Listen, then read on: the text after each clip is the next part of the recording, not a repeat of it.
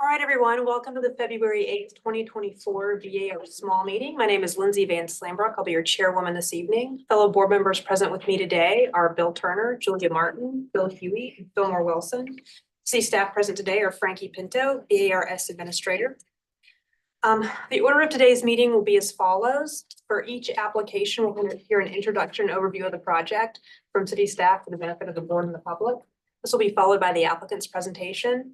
The applicant will have a 10-minute period of time to present, and anyone speaking for the applicant, so this would be owners, designers, consultants, should speak during the 10-minute applicant presentation period versus during public comment. By ordinance, the board can ask questions of the applicant at any time. By custom, we do so on the heels of the applicant's presentation. Following the applicant's presentation and board questions, we'll hear from the public. If you were speaking as a member of the public, I'll recognize you, and if you'll step up to the podium and state your name first and last for the record. And if you're a neighbor, please state your address as well so we can make a note of that. All written public comments that were timely submitted are in the record, have been provided to board members for review prior to the meeting. Public comment will be followed by city staff comments and recommendations. Once we've heard from the public and city staff, the applicant will have a 5-minute period of time to respond to or clarify anything raised in the public comment or in the city staff comments and recommendations. Following this, the applicant's presentation will be closed along with public comment. We'll move into board discussion and a vote, and results will be posted online at the city's website. The following items have been withdrawn or deferred this evening. Item B3, 32 Linwood Boulevard, item B6, 91 Nassau, and item B15, 76 Cannon Street.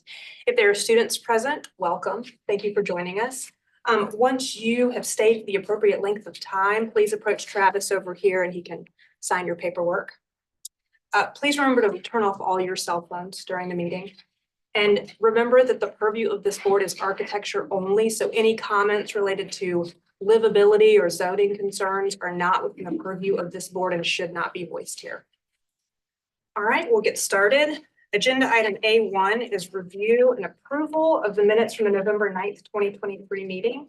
I make a motion for approval. Do I have a second? Second. Bill Huey. All in favor, say aye. Aye. None opposed. The motion passes unanimously. Agenda item B2 is review and approval of minutes from the January 25th, 2024 meeting. I make a motion to approve. Do I have a second? Julie. All in favor of the motion? Aye. None opposed. The motion passes unanimously. Agenda item B1, 117 St. Margaret Street. Frankie, please give us an introduction overview of the project.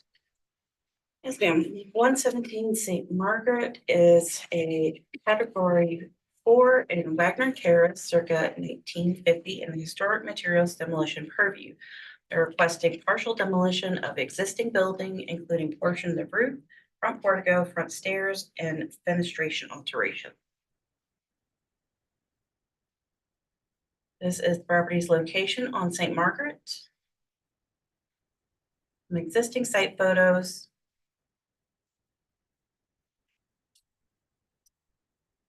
In context of St. Margaret. And the side street 10th Avenue. We have a historic image from the architecture inventory. And Sanborn map. Now I will turn it over to the applicant.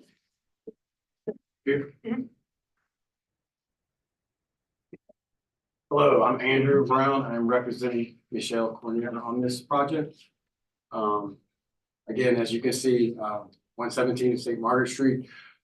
We are adding a new front porch, of course. The details of historical details that we were talking about is the little gable on top of the roof. During the construction, of course, we will be building on top of the actual structure. That little gable will be coming off.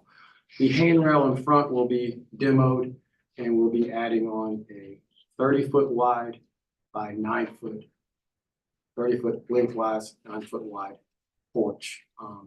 We'll be doing 6x6 posts.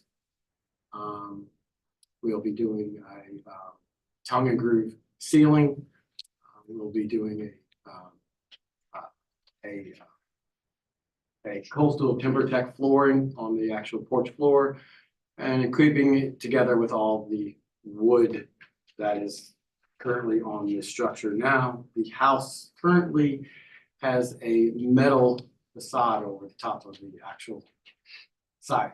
So the siding is a metal structure, which we were not going to go back with that. Of course, we're going to do all wood on the side where the little gable comes out. We'll have a tongue and groove wood ceiling. The laps underneath will be wood, and the handrails and the stairs will be all built. Project 37. That's it. Uh, Are there any questions for the applicant? The submittal list fenestration alterations. Can you explain the penetration. what's changing about the fenestration? The penetration. So of course we're going to be adding it's called a shed roof, which is on top. So we'll be actually building into the roof structure right there. So I mean the windows. The submittal says that I think that Staff no, knows sir. what that's about. There were changes, I think, listed in the permit that spoke to windows and doors being changed. no, sir, no, ma'am. We're not changing any windows or doors. The door surround is gone in your drawings. Is that not being removed as part of the request? No, we're not removing any doors or any windows. The description was based on the drawings. We were just adding on a front porch. We did, of course, go around to 10 neighbors on G's got signatures for the approval of it. It's going to just add to the structure, of course, of the building. Michelle wants to, of course, have a nice front porch to sit out with his neighbors. It's on a corner lot. So we just think, of course, it adds to the neighborhood, of course. in Wagner Terrace. I think it was built in 1950.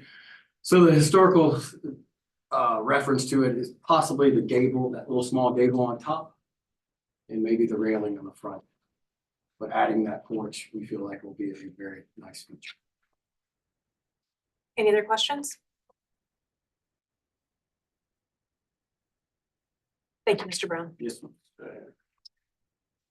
Okay, do we have anyone speaking from the public?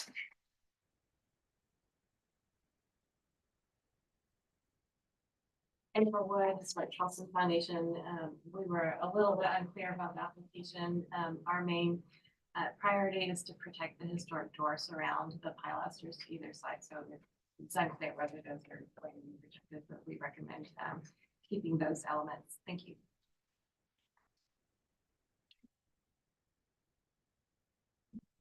Anna Catherine Carroll with the Preservation Society of Charleston, and we had the same concerns and asked that the historic door surround be retained, a porch element to be pursued. Thank you. Anyone else speaking? Frankie, if you'll give the city staff comments and recommendations, please. Okay, staff had an observation, just information from the zoning department, that if demolition of the front portico were approved, only a porch could be placed in front of the structure. It couldn't be any enclosed space, just for the board's information. And staff had as a statement that the front portico is a character defining feature and it should be retained. Per the drawings, we were under the assumption that the door surround was being removed since it's not shown in the drawings. Which was part of our recommendation as well. And our recommendation was denial of demolition. Thank you.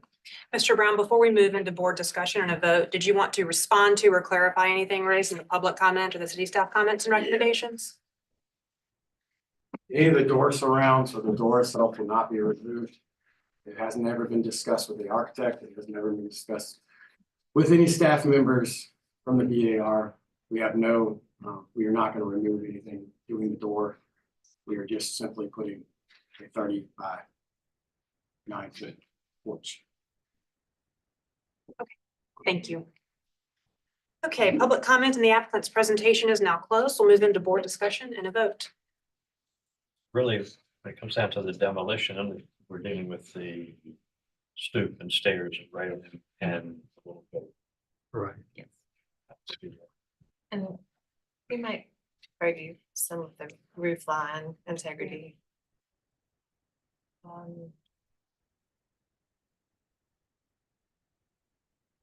I only would word into to make sure that, the applicant stated that the door surround is not to be removed, but to Frankie's point, it is shown removed on the proposed drawing, so that. And on the drawings, the windows appear a little different than in the photographs. That could just be a graphic issue. But I agree. In the drawings, it looks like the door surround are changed. It's a pretty simple little building. It's already lost a lot of its character, you know, with the lower end vinyl windows, picture framing of the windows. So I do think the door surround is really the only really character defining feature that's really left. You could argue that the little gable over the door would be too, but I actually believe I don't really have an issue with the loss of the little gable. I think due to the fact that the house has just been so stripped down and really has very little character left, that I would have no issue with the removal of that. The porch would probably improve this. In theory, I tend to agree with you, Bill.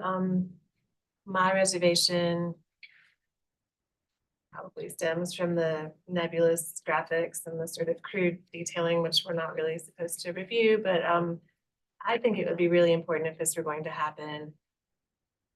Frankie, can you flip to the kind of 3D of the front elevation? No, sorry. I think it'd be important to pull the west end of that new porch gable so that it falls entirely within the existing gable roof line. Right now, it's like perfectly centered on the door and the windows, but that western end of the proposed porch is falling off and awkwardly intersecting with the minor gable.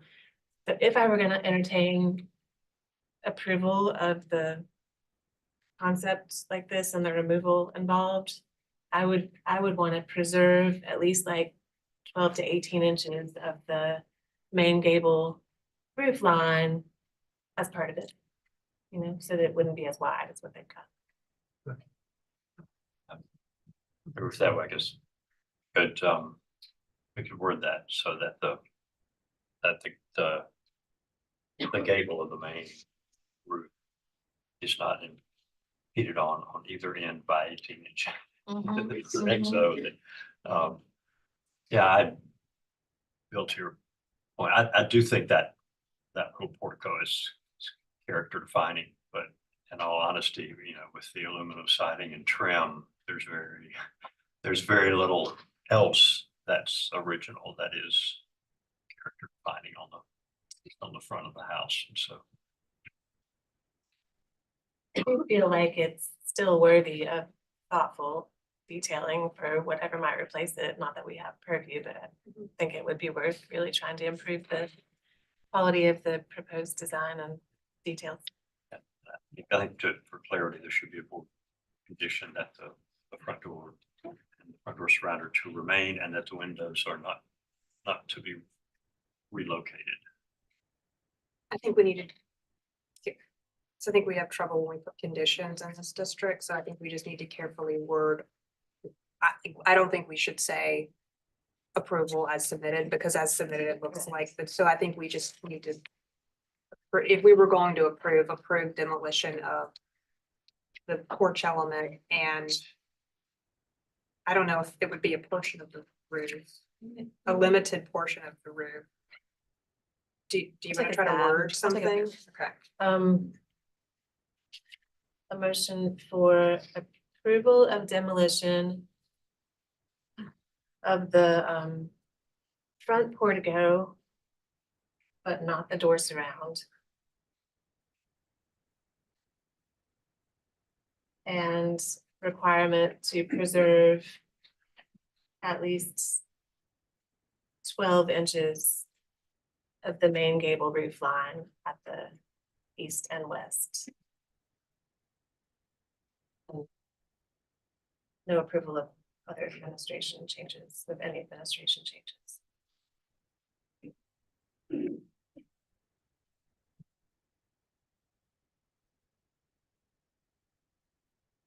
Is it? I'm also implying that the front stairs could be demolished. Okay. So I've got a motion on the floor for approval of demolition of the front portico, but not the door surround. And a requirement to preserve at least 12 inches of the main gable roof lines at the east and west. And no approval of any other fenestration changes. All If right, you want to add in there, just to be clear, the front stairs can be demolished. If you just want to have. I'll add in approval Portico of and demolition of front portico And stairs. and Stairs. stairs. Yeah. Okay. Do I have a second to Julia's motion? I'll second. You, Bill Turner, put the motion to a vote. Phil Moore, Yeah, in favor. Bill Huey, Yeah, in favor. Julia, Yay in favor. Bill Turner. Yay in favor. Chair votes the majority and the motion passes unanimously. Thank you, Mr. Brown. Yes, thank you. Okay. Agenda item 2 is 32 Dunham Avenue. Frankie, if you give us an introduction overview of the project, please. Yes, ma'am. Okay, 32 Dunham is a category 4 in Wagner Terrace circa 1947 in the historic materials demolition purview, requesting partial demolition of existing structure, including portions of rear wall, rear dormer, detached garage, and all asbestos siding. I have the same slides in here. It's like, there it is. Okay. Sorry, my aerial is incorrect. This is the property's location on Dunham.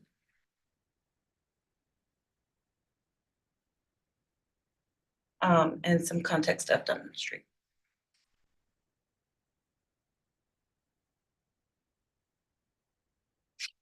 historic image from the architecture inventory. And Sanborn showing the history of the structure. And I will turn it over to the applicant.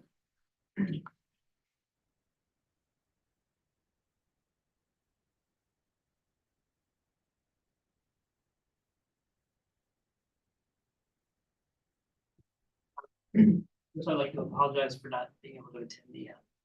Okay, I can hear you. So I'd like to apologize for not attending the site meeting this morning.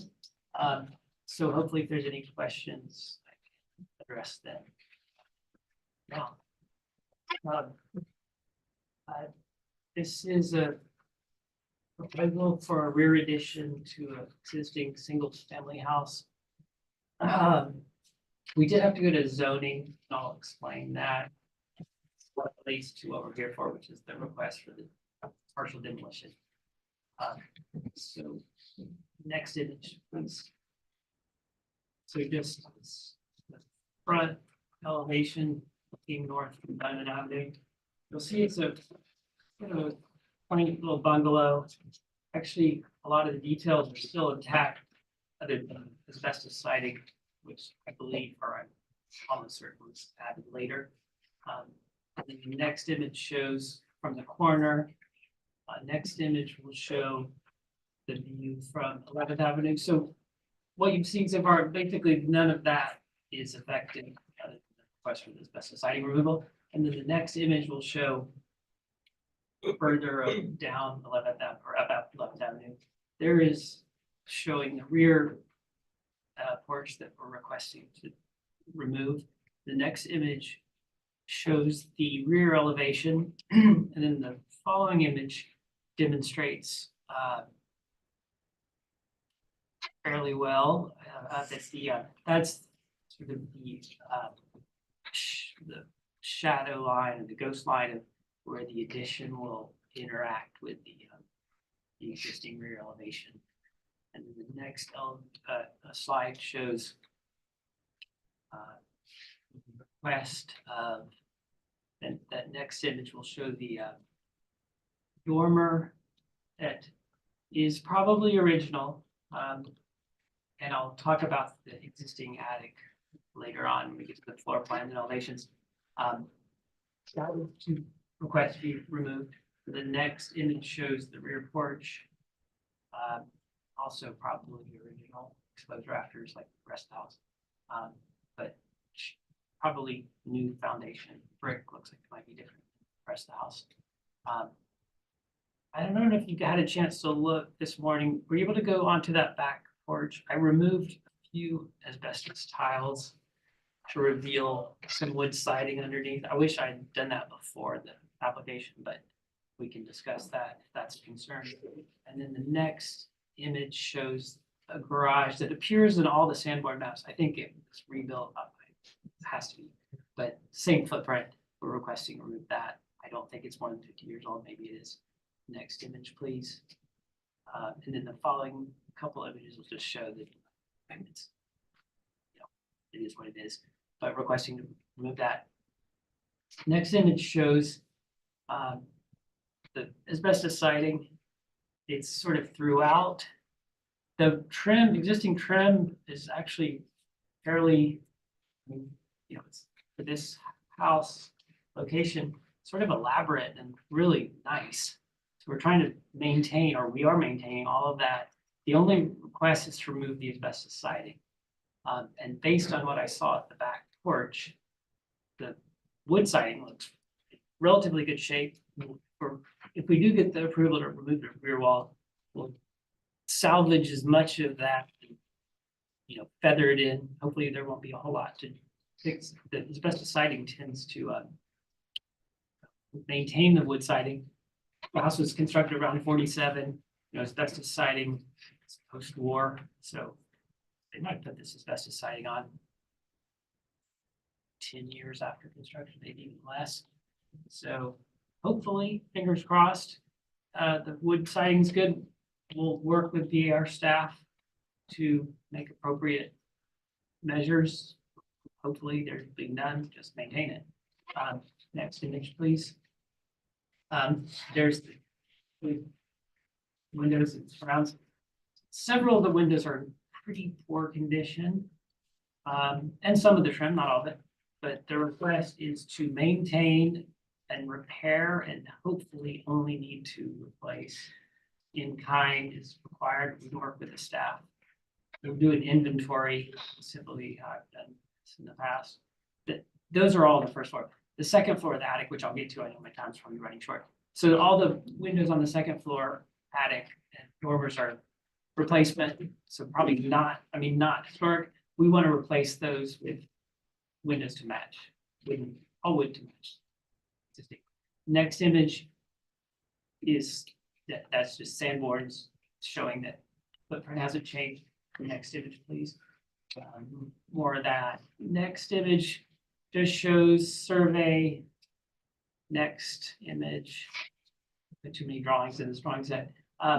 Existing and proposed site plan. The next was will show existing. So the proposed rear porch is shown, rear garage to be demolished.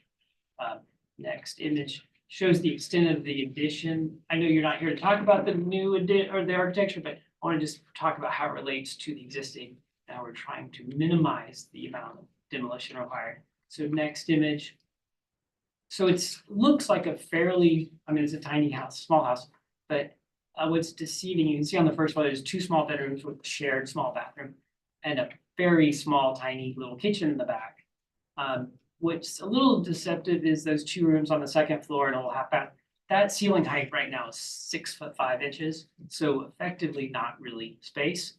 So the desire and why we're requesting the demolition at the rear. So the next image shows the proposed floor plans, which is on the ground floor, pretty basic, bigger kitchen, allow for a second bathroom for the second bedroom. That kind of stuff. And then on the second floor, we cut a little slot down the middle of the house to lower the floor line so we can actually get to the back of the house for a second floor without extending above the roof line. And you'll see that on the floor plan. I'm sorry, the elevations next. So existing elevations, and then the proposed are shown here. And you can see that the first floor windows are lower than in the addition, just to see that, are lower, which allows for that ability to keep the roof line.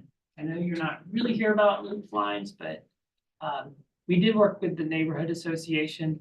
I did not submit that letter because they did write a letter of support for zoning. It wasn't addressed to the BAR. I guess I could have done it, but they were unanimously in support of the zoning request. And the zoning request was to put this extension on the house, which, implicitly required. And we talked about the removal of materials to do this. And I will finish up and answer any questions if you have any. Thank you. Any questions? So Johnny, you're confident that there is wood siding under the asbestos? Yeah, I unfortunately was not able to remove any before the owner had not closed on the house, and I think this house has been in the family probably since the 40s or not long after, and we didn't want to do anything to, they had moved out, but I didn't want to start ripping siding off before the closing. Were you able to see that wood siding this morning? I didn't go up on there. Okay, I think I sent you, did I email you a photo? And I have it on my phone. I know I'm not supposed to show new material. I don't remember seeing it, but. Do you want to see it on my, I've got a photo. It'd be nice. Yeah, it'd be nice to see it. I'm sorry, I was planning to be there this morning. I just could not make it.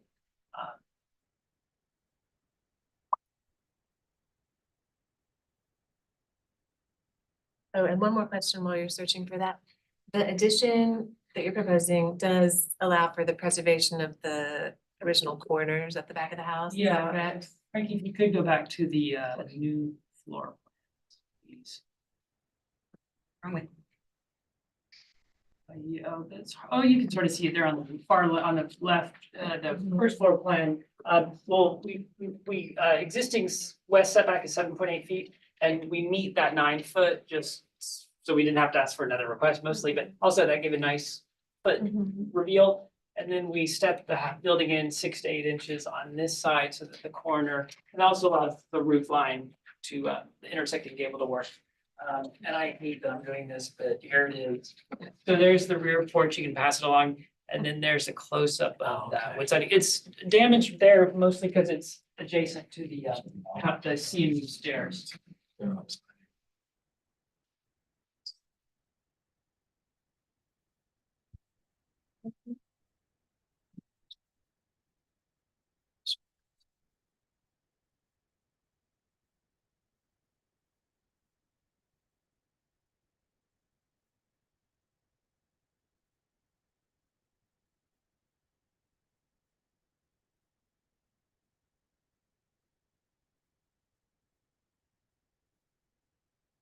If I need to, I mean, we can come back to the board in 2 weeks if we need to. That's. I think I like not to, but if if I could deal, if this could be dealt with staff. We could remove a larger portion, where the porch is.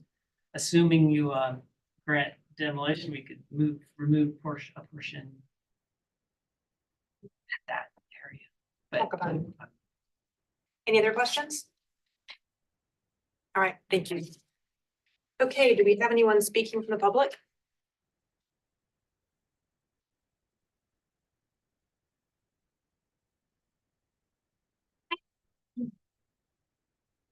Anna Catherine Carroll with the Preservation Society of Charleston. We had the chance to visit the site this morning, and while we appreciate the rehabilitation measures proposed, we're not supportive of the proposed scope of demolition. The rear dormer, porch, and 3/1 windows are all character defining features, and historic materials are largely intact.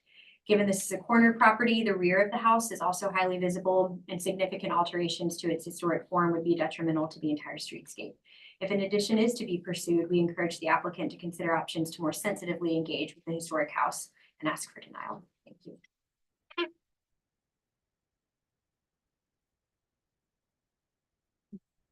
April Wood, Historic Charleston Foundation, and we have basically the same comments as Preservation Society. This house is an exceptional example of Wagner Terrace architecture, and impressively much of its original materials remain intact. As a corner building, the house is highly visible from the public right of way. And although we appreciate that the proposed work is at the rear of the house and is sensitively designed, we are concerned with the extensive loss of historic material and that the proposed alterations will dramatically change the historic form of the house, negatively impacting its historic character. We recommend reducing the scope of the alterations to the rear of the house. We had a number of comments about the asbestos, but it was we thought that it was original. We'd like more information about that. And we have no objection to the demolition of the non-historic garage. We respectfully recommend denial of the changes to the house and approval of the removal of the detached garage. Thanks. Is there anyone else speaking from the public? Okay, Frankie, if you give the city staff comments and recommendations, please. Okay, staff had an observation that we have previously supported small portions of demolition at roofs such as those for dormers. I put this under conditions of approval because it's most appropriate. Related to the removal of siding, VAR policy would allow a replacement that matches the existing product and profile, and that could be handled at staff. I would had a lovely comment at the previous board meeting about checking to see if there was wood siding underneath the asbestos, and we found out I was wrong and there was none, and I deleted it and didn't use it, which I should have. We wouldn't object to working with the applicant to remove the asbestos and salvage the wood siding and match that wood siding. Staff would recommend reducing the width of the demolition at the rear wall, keeping those corner boards in place, reducing that overall addition. Staff recommendation is approval of the dormer and the garage demolition and denial of the remainder as submitted. Thank you, Frankie. Mr. Tucker, did you want to respond to or clarify anything raised in the public comment or the city staff comments and recommendations? Yes. Do I need to clarify staff comment, Julia? Just the dormer? What are you denying? I guess that's what So the asbestos site. we were trying to figure out how to word this. Since we thought it would be better if the addition was pulled in, though we're not looking at the addition. If it was reduced, if that demolition of the rear wall was reduced in overall width. And I wasn't sure how to word that without just saying denial as submitted. I think we would have to do a full scale denial, right? Okay. Does that make sense? Sort of. Okay, sure. The applicant Did you want to respond or clarify anything? Yes, if you could show that image of or the photograph of the rear wall. I know it's back there. with the outline of the, Yeah. I would. I know there's been some pretty aggressive. This one? Yeah, big. Been some pretty aggressive requests for second stories in this neighborhood. And that's why we worked with the neighborhood association. The client actually wanted to do what I call a camelback, like a 2-story structure. And, he even said, well, we don't have to go to, I push for this what I think is less aggressive to keep the new roof line equal to below the existing. I mean, I would never design a house like this, but we could meet the setbacks and make a little hyphen that was narrow and then build a 2.5-story addition behind it and meet all the zoning. I wouldn't do that, but I just don't feel, I understand the concern of the aggressive rear additions and the second stories. I know this is probably most likely historic material to that. I feel like maybe yes, it's not a slam dunk, but I also feel that it's within reason. This is a tiny house. The second floor, as I mentioned, is a little deceptive. It's not really a second floor now, but that's all. Thank you. All right, public comment. The applicant's presentation is now closed. We'll move into board discussion and a vote.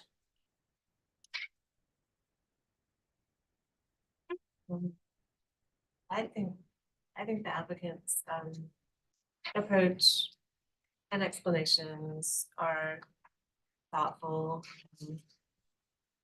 My neighborhood, and I would say that 95% of people who live there either already have an addition, which may or may not be really ugly, or they want one. And it seems like every zoning meeting, there are people, requesting exceptions and variances in order to make this sort of thing happen. And to my eye, the way that this has been handled is again, really thoughtful. It's not a camelback. It's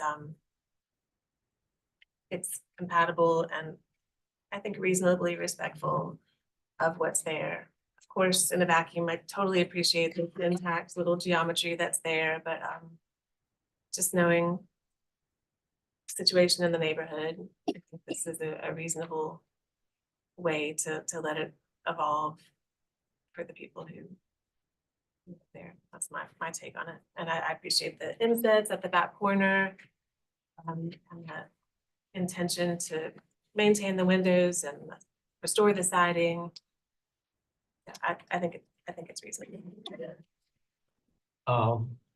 When we're reviewing projects like this, houses up in this area, some of them are so simple, we're grasping at trying to save that little piece of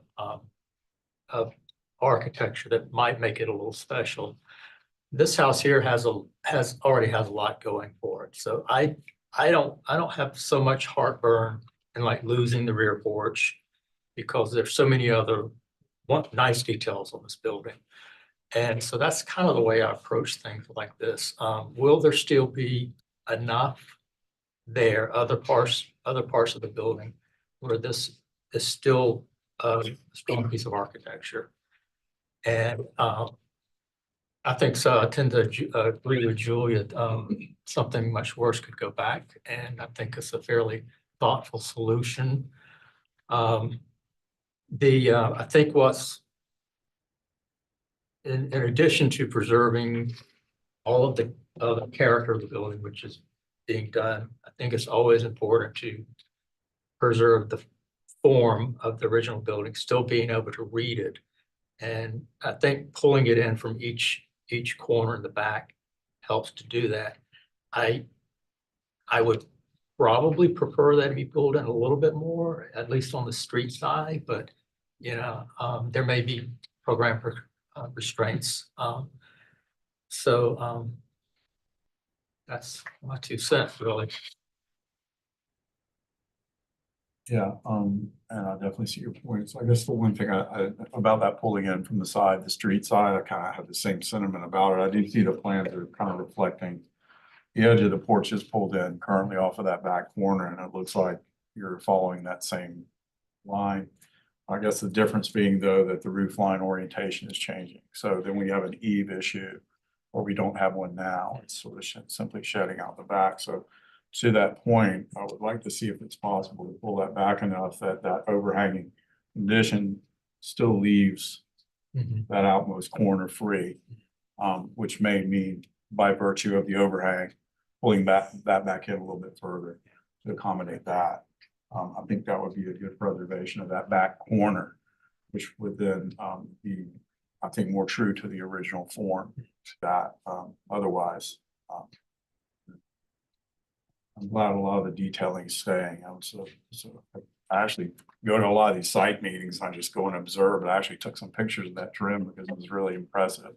The way they did that, it's a really nice solution. So I think that would be the only other point I would raise, try to see if perhaps it looks like potentially on the west side, I guess that would be, it's pulled back enough that that trim stays free of, the rake of the main house. I'd like to see if that's possible also on the street side. I appreciate it. And everything I think that's been stated so far is accurate. What I'm struggling with, and of course, I'm looking at the demolition and not the drawings, because theoretically that is our only proof. And so sometimes I struggle because the drawings are there. And this is such a great example intact, except apparently for the asbestos siding. Certainly I would have, if there is clear evidence that there's original wood siding underneath, I would have no issue whatsoever with taking the asbestos off and restoring that. It's almost unfortunate this house is on the corner, because the back of the house is apparently original, and I think very interesting and contributing, and that makes it highly visible. If it were less visible, it would probably be a little less of an issue. And I certainly understand the need to add on to these little houses. It's just, this one I think is particularly nice example. And so I admit I am struggling a little bit with pulling the back porch off and 80% of the back wall. And I am trying to think about this without looking at what's going back, because we have some. I do think the design, just obviously we've all looked at it, I do think it's thoughtful and original. But I'm struggling with the effect. Is part of the struggle you're thinking about if you denied it in favor of maybe a smaller portion? If the owner of the property did put a hide fin and a camelback, what would that do to the character of the? Yeah, I mean, I think there may be other ways to approach that, but that is not our purview. And I, you know, and I certainly, I'm struggling with this. I'm not saying, I think, you know, it should be denied. I'm just struggling with the fact that this is such a nice example and such a visible example of this neighbor that, yeah.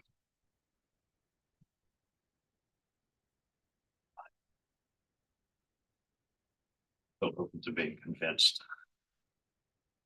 So I agree with you. I'm really struggling with this one. And the site visit this morning, while I wasn't there, I was there earlier. It was really helpful to see how special this is. However, I'm not saying I would deny demolition only because something is going to happen to this house. And this seems like a more sensitive plan. Again, I know we cannot consider what will go in its place, but in a way, it is implicit in what we're approving to remove, you know, that they're not gonna build something taller than the existing ridge, you know? And it's going to be recessed from each rear corner, you know what I mean? so in our You demolition, know, it dictates. strategic, Yeah. yeah, control. Did you have a motion, Julia? I'll try to make a motion for approval with two conditions. One, to preserve an additional 6 inches of the rear wall at the east end for a total of minimum 12 inches Can you repeat the 6 inches at rear wall? of the rear wall at the east end for a total of minimum 12 inches. And the second condition would be for staff to coordinate with the applicant regarding siding removal and replacement.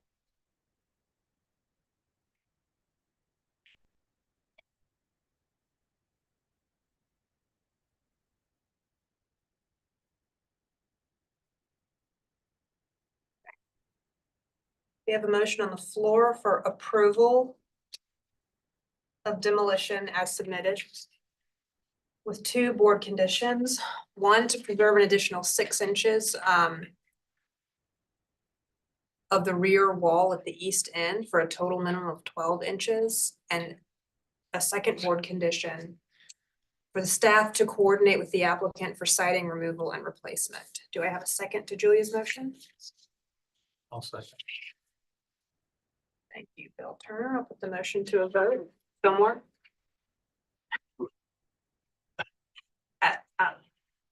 Would you prefer to go later? Yeah, in favor. Bill Huey, Yeah, in favor. Julia, Yeah, in favor. Bill Turner. Yay in favor. Chair vote to the majority and the motion passes unanimously. Thank you. Okay, agenda item 332 Linwood Boulevard has been deferred by the applicant. Agenda item 4 is 250 Rutledge Avenue. Bill Turner, you are recused. Frankie, if you'll give us an introduction and overview of the project, please.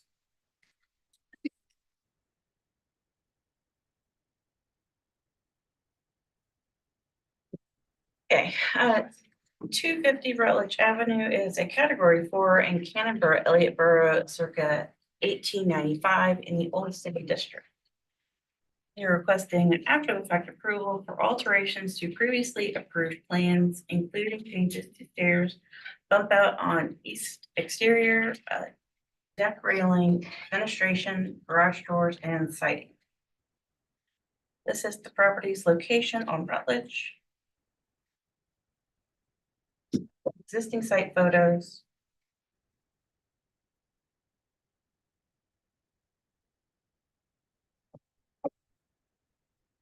Historic images.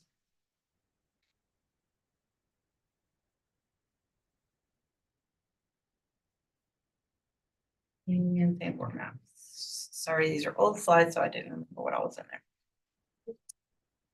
apparently. Something pretty, I didn't know what it was, like 3 slides ago that I didn't quite understand what I was looking at. Did you? did you really Sorry, read I it? pulled old slides from the board meeting when it originally came before the board. So I'm not sure what Kim had in here.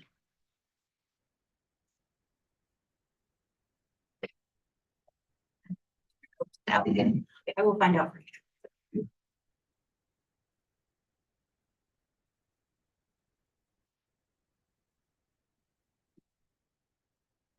Thank you. Neil Stevenson, representing the owner. This is the second time y'all have seen this after the fact. This project was started, there was quite a bit of debate over the BAR approval of this. I don't know if you remember, it was mostly due to the height of the addition. It's one of the shorter buildings on the block.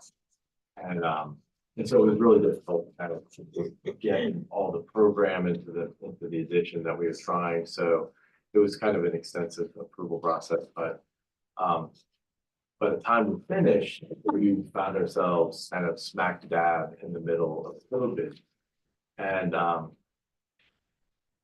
And so this project started and immediately ran into a bunch of issues. As far as just being able to order and find the windows and some of the products that they were looking for that were approved.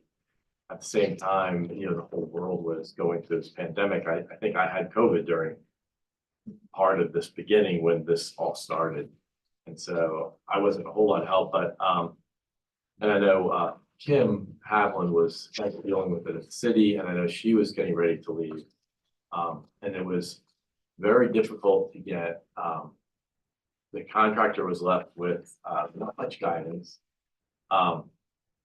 And so there were some issues as far as when he went to order the Pella windows, which on the drawings were not, the sizing was specified and, you know, said basically like Pella contemporary architecture windows. But the size, and they called and they were getting orders and found out that was 9 months out, you know. And then the same with the siding, they couldn't get shiplap siding. So, so they started looking around and they found cypress siding, which is more expensive, but they could get it in the time frame and be able to move forward. There were calls made to the city to kind of find out what was happening. I think all I said was just call the city and, you know, get their guidance. And so there wasn't a whole lot of guidance. I mean, I even called the city. I don't think they were going to call back, but there was just a lot going on at the time. And so one of the things I would like for the board to recognize is that there were extenuating circumstances that led to the many different changes that were made that were not necessarily approved. But and I know that the last time we came and presented this, we basically just got a flat no for everything that was changed. But I would like the board to reconsider possibly some of these changes and to see if it's possible to maybe reconsider some of these as far as what might have been approved if we were under normal situation and had access to the city and approval to get some guidance. Another important factor is that there is this basically guidance form that is supposed to accompany permits that gives the contractor guidance for special procedures that are unique to Charleston that not everybody knows unless you've been working here for a long time. And it's really important the fact to realize that this thing which just says it must be attached to permit drawings and must be made accessible to all contractors on the site. And really, this never was mailed to me or the client. And in fact, until after our first BAR meeting here, but after the fact meeting, a few months later, it arrived. And I think that's a real important point of discussion, that the contractor was really kind of just trying to do his best, but didn't have proper guidance. to follow the specific procedures that Charleston enforces. So, so what happened was he went through the he ordered windows that were of the size and basically under the same specifications, but they were not with Charleston, they were not approved changes. And so those were installed. The same with there was a stair that was being built. The stair came down. It's hardly visible, not very, it's visible from the street. But instead of landing and turning onto the existing porch, it came straight down and they just, there were some issues with the mechanical units in the way, and they made a call to change it. And again, didn't get proper approval, but I think it was probably something that the city may have approved if we had gone and asked for permission. And it meets all the codes. There's nothing extraordinarily wrong with it. It's just different. There was also the addition of, they added a fireplace that had a little bump out in the back that was not presented in our original drawings. But they built it because they was having trouble getting approval or getting access to the city for guidance, and did not have this sheet PDF file that would tell them what they need to do specifically to get to submit for changes. There was also an issue with the deck that was designed on the second level, which we had designed it so that it would carry the eve height of the existing house in the back. And when they started building it, they realized that the water would be collecting in it, and they would rather, instead of having a potential of leaking later, they made the call to have the water leak to drain out, and it changed the design a bit. And again, that was one of the things that I think that the proposed change is just as good, if not better, than the original design. I think it probably would have been approved if it was originally presented, but again, it wasn't. So we're talking about it after the fact, and I know everyone here hates after the fact approvals or even discussing it, but that's what you're here to do. And so there's also a note here about no garage door, and the project hadn't gotten far enough along to install a garage door. So that when this project starts back up, garage door will be added, but it's just not that far along yet. And then of course the siding material and how it's installed is kind of the last item. We had approval for a lap siding. That was going to be a pine lap siding painted. Originally, we wanted hardy board on the addition, but that was that we were asked not to do that, so we went with wood. When they went to order that material, the shiplap siding was not even available for a very long time, and so they made the call to go with a cedar siding, which is more just like siding that you would find everywhere in Charleston. It matches the house more, but in these additions, I know nowadays we're asked to not mimic the details of the main house so that you can tell the difference in the era that it's built. And so it matches the house a little bit more than probably we would have wanted to, but it's a different material, and it's not offensive anyway, and it's more expensive. I think it looks good, and I don't think that it's looking at the fact that we were in a world pandemic and that there were issues that were happening that were out of everyone's control. I think that it would be fair to ask if there were overlook some of these things that aren't totally egregious. They meet code and they're built well.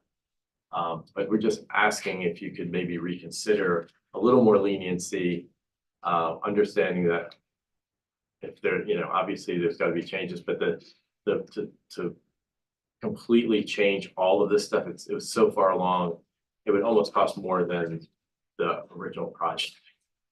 So we're just asking, throwing ourselves on the mercy of the board and seeing if there's some way we can work through maybe a better solution than a wholesale undoing and redoing of everything. Thank you. Do my fellow board members have any questions for the applicant?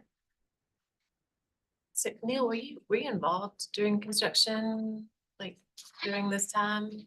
Minimally, but yeah, I mean, there were questions. I was, again, I like came down with COVID, like right when we were kind of in the middle of this, and then we were facing our own shortages. And so we were doing what we could. And is it still, I did not stare at it today, is it still sitting there with unprimed wood siding, like not primed on any Right, side? sitting there rotting. The exposure on the siding on the lap siding on the addition, vice the exposure on the lap siding on the historic house. Do you know the difference? Just It's, out of it's- curiosity. I mean, there might be a 3/4 inch difference. It's Oh. not noticeable, really noticeable. But it's, again, it's not it's nothing that would jump out as offensive at all. Okay, and the windows that are currently there are not SDOs. And so, I mean, are you proposing to change those windows? That would be a concession that obviously we would make if that's what the board wanted. Thank you. Any other questions? I just want to make sure I'm seeing this right. First of all, one of the sheets references an image that's not showing up on the PDF, proposed change rendering picture. Front section very limited, if any visibility from the street. The blank, and it says up in the corner of this picture cannot be displayed. You see that in the middle? And that's not on mine because it's a PDF. Right. That's probably the north elevation of the addition, which is where the most change was done, which is probably where the balcony that we were discussing, which was a solid rail. And you can see here where the corners are popping up, and then there's a transparent rail. Yeah, I think I was looking at it straight from Neil, the emails, so it Yeah, might. this is a PDF file, so Yeah. that came as a PDF. It came did as a not load. PDF. I think when we downloaded it, it got corrupted because I opened it from the email and I think it would open. Oh, okay. Also, above that, there's a A3.2, I guess it's a vignette that shows an A3.2, and the caption says revised as-built drawings and proposed drawings, same.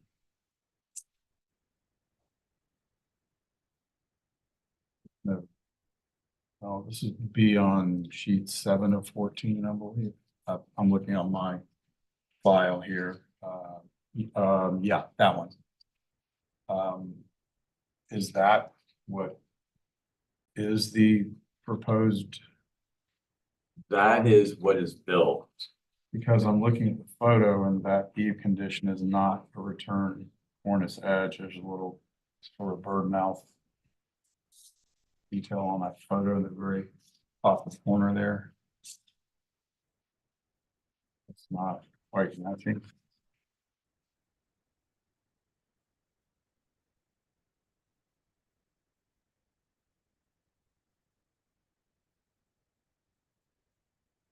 Yes,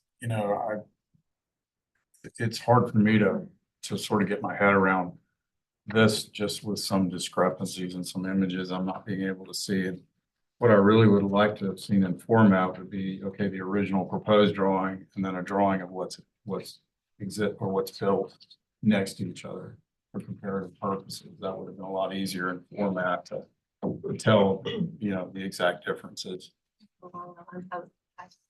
Two more questions for the applicant.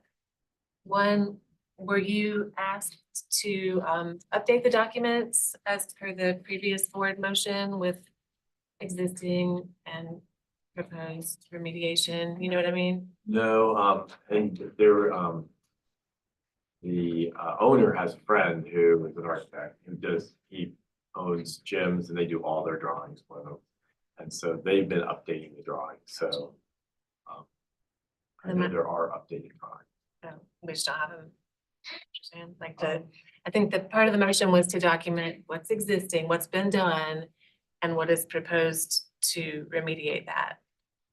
You know, like something clear. See those comparatively. Yeah, so we can, and my last question, which seems funny, but it's actually really kind of in your defense, because whoever composed this sort of threw you under the bus, but do you think that your original design was bad and there was an emergency and it had to be altered? Okay. Well, I mean, there are always 100 different ways to treat a detail, and so I think as they were working out some of the details in the field, whether they were, I mean, they obviously thought that there were other better ways to do it. And so I think that that's probably what happened. They said, for example, that the original design would surely have failed. Well, I mean, I guess that's, who knows, right? Okay. All right. But I guess I'm just saying, I sort of Yeah. doubt that. I doubt that. Any other questions? No, thank you. Thank you, Neil. Okay, do we have anyone speaking from the public? Yes.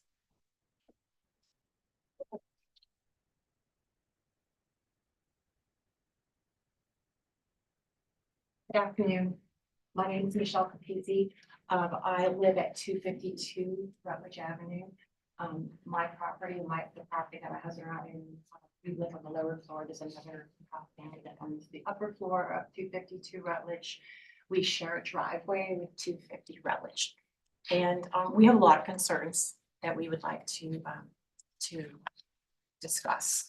I just think this is an unfortunate large example of asking for forgiveness and not permission. There are just multiple after the fact alterations. There were multiple work stoppages. I'm aware of 3, maybe there are others. I just feel like it's a lack of stewardship, and it's highly concerning, honestly. There's a lot. I understand that the addition is actually completely separated from the main home by a long stairway. We chatted from time to time with the contractor, who our understanding was unlicensed. He mentioned that they were planning on putting some type of sleeping unit in there. So our understanding from the permit that there was no additional bedroom count. But our concern is the main home, which is 124 years old, is rented into multiple spaces by students. And our concern is this is going to become another rental unit. We've seen appliances that have been sitting in the garage for years now that have been waiting to be installed. Another concern we have is this bump out in the back, which not only it's unsightly, it's proposed to contain a gas fireplace, which is a concern for us. We're surrounded by large wood homes. So that's a safety concern that we have as well. So those are some of my main concerns. There are many others in terms of just trying to contact the owner and being a good neighbor, and that goes beyond the scope of this meeting. But I just wanted to address some of the concerns we have. I just think there's so many concerns. And I think, Nan, you addressed some of just sort of the nature of the structure that has been already erected. It's just really unfortunate. So I really hope that it can come to a conclusion that will be in we just want to be good stewards of our neighborhood. And we know how hard it is to get things approved. It took probably 9 or 10 months to get a simple window that was rotting approved, but we went through the process. We asked for permission. You don't own a home for over 11 years, which the owners have owned this home for over 11 years, and not understand that there's a process in historic Charleston, and it should be respected. So Thank you for listening.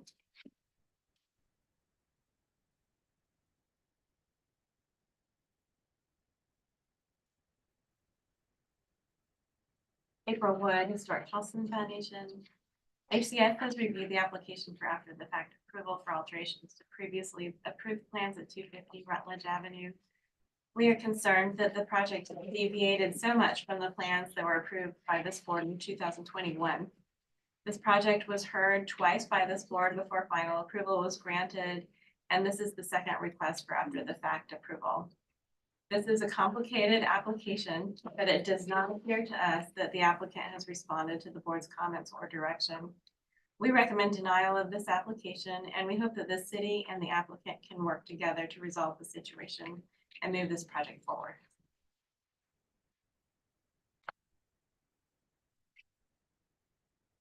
Anna Catherine Carroll with the Preservation Society of Charleston. Similarly, our position on this request has not changed since its initial review in 2022. In comparison to the previously approved plans, these unapproved changes are clearly a downgrade in design and material that would not have been approved by the VAR. We are not supportive of this after the fact request and encourage the applicant to work closely with staff to ensure that inappropriate modifications are reversed and the design is constructed as approved. Thank you.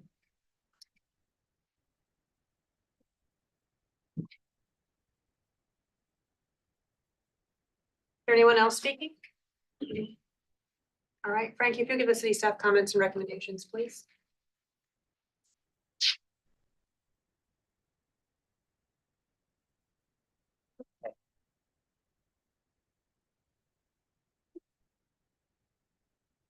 So I'm kind of gonna jump to the end and then go backward. Staff just had an observation that the previous board motion has not been addressed. And so our recommendation is denial for after the fact with previous board conditions. And then I have the previous staff comments, observations, and board motion and conditions.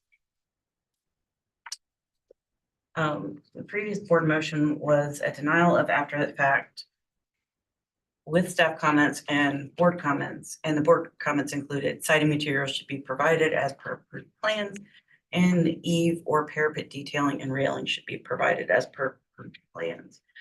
And then I won't go through all of the staff conditions. Staff's opinion. Observation. Those are staff observations from the last time this came before you as a after the fact. Were there any staff conditions? Okay, thank you. Neil, did you want to respond to or clarify anything raised in the public comment or the city staff comments and recommendations? Yeah, and I recognize that they were kind of a rough ride, but again, I think that the contractor was just having a hard time with getting with the lack of knowledge of how Charleston works. And I think again that some of that could have been alleviated with better guidance, but I don't think that anything that was built was not code and not necessarily a good decision. So I think this is one of the big considerations. Keep in mind. Thank you. Applicant's presentation is now closed. We'll move into board discussion and a vote. I agree with, I think it was Bill's question, and I mean, one of the notes I had was that the submittal needs original approved drawings as built and proposed corrections, preferably side by side for review. And it's very difficult to try to sort this out, particularly over the long run. Good question, Frankie. Way back in the dark ages when this first came before the board, what was the approval? What level was it approved? I believe it was given a conceptual approval with a final review by staff. And that final review was done by Kim. And so it received a full permit, but somehow didn't get the conditions Staff had not, staff wasn't able to locate them, so they were requested at the previous meeting and provided after the previous meeting. But we did not find them attached to the issued permit.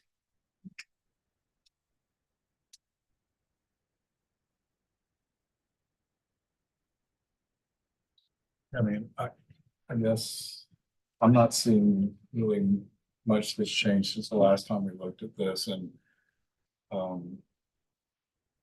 I would only say that if, you know, your clients ask you to come and remake a case, that they should understand that to give you the leeway to provide, you know, better drawing clarity comparatively for consideration. I'm not saying clearer drawings are going to give you an approval, but they'll definitely assist in the our, you know, being able to understand what has changed, what's physically there, what was originally proposed. I'm just confused at looking at all this information here that it's, you know, and I appreciate the spot you're in. I can tell, you know, from your voice that, you know, you're in a spot. I just think that this is, to me, is not any different than what we saw previously.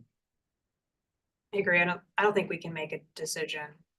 I couldn't follow it to see, this is what was approved and this is what was built and what is being requested as a change to the original approved plan, Yeah. so. Especially the fact that I guess the request is for us to reconsider this Yeah. previous motion, that any, you know, supplemental documentation or anything that can be provided to provide better clarity to the situation. But I'm just not seeing that. So I'm inclined to agree with staff recommendation. And the first after the fact application was in October of 22, is that correct? Yes, ma'am. And Tori has been talking with the owner since then, and this is the most complete submittal we've been able to get. So we were mostly hoping for further guidance from the board. I think Neil's really kind to try and help, but his hands are apparently sort of tied if he's not engaged to clarify the situation. And yeah, I don't know what we could do. Nobody wants it to just linger, though. It's really, really sad on multiple levels that it's still hanging out there.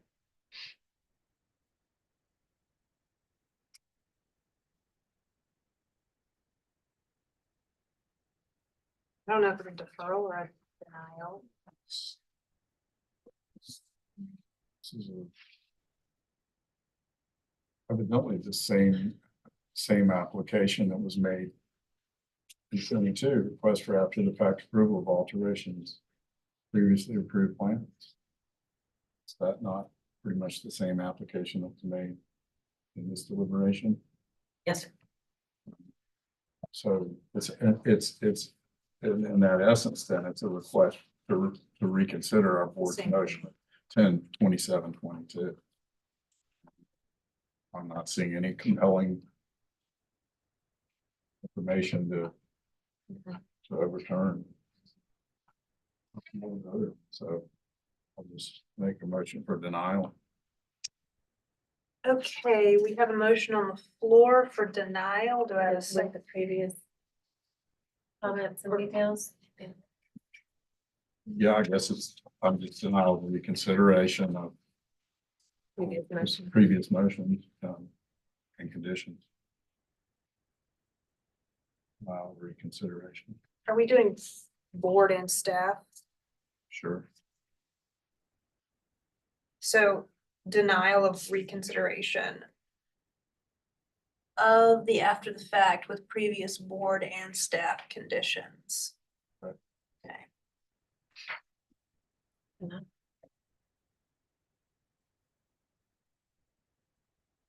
Thank you, Julia. I put the motion to a vote. Fillmore, Yeah, in favor. Bill Huey, Yeah, Julia, In favor. Chair vote with the majority and the motion passes unanimously. Thank you, Neil.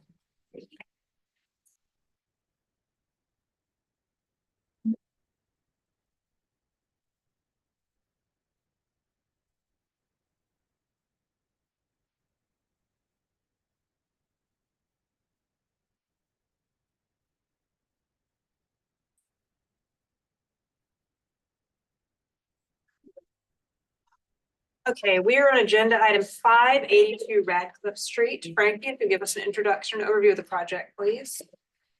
Yes, ma'am.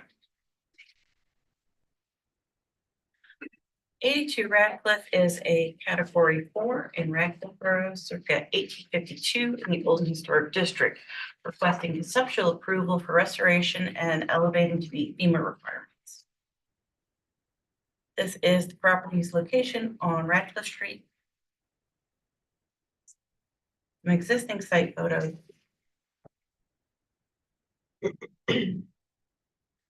Context of Radcliffe.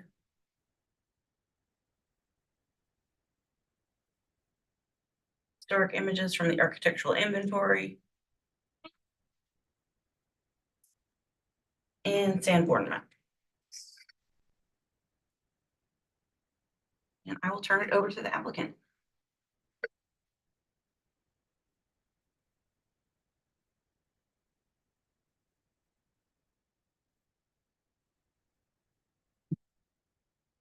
So I'm David Hill with the Nova Architecture. I'm the architect for this project, and I'm the architect for 91, which was deferred from the agenda. And the clients were here, and they've left. I just want to ask one quick question before I get into 82. Frankly, we've got a lot of moving parts and pieces, and obviously we're trying to resolve it and do the right thing. Can we schedule a meeting with you sometime early next week and zoning? Yes, Try to find the right pathway through and get 91. yes, we can. You know, I's dotted and T's crossed and all that. So, good, I can pass that along to them. Yes, not. Listen, I'm not sure, you know, if this was platform diving, this would be a fairly easy dive, except we were trying to do a couple of things on Radcliffe that raise it to a 9.2. But with that said, I think we've gotten a lot of feedback and input over the few months and tried to bring this into something that we think is in compliance with all the different standards. If I'm not sure if you want to walk your way through the drawings here. That's the existing house there on the that's going. We have worked out some parking to the rear of the house. Worked that out in coordination with, there's an old non-original stairway that may show up in some photos here. We're taking off and putting a new back porch, back deck on there and some stairs that are safe and also work in concert with the proposed parking layout. Go ahead. I appreciate the context photos. We had some, Frankie showed some. It's kind of an island right now with parking lots on either side, but we understand we're still trying to be sensitive to the historic context of this house as a standalone, as well as up and down the street. Some of the pictures that repeat, some of the pictures that Frankie was showing. Go on, please. This is an older picture.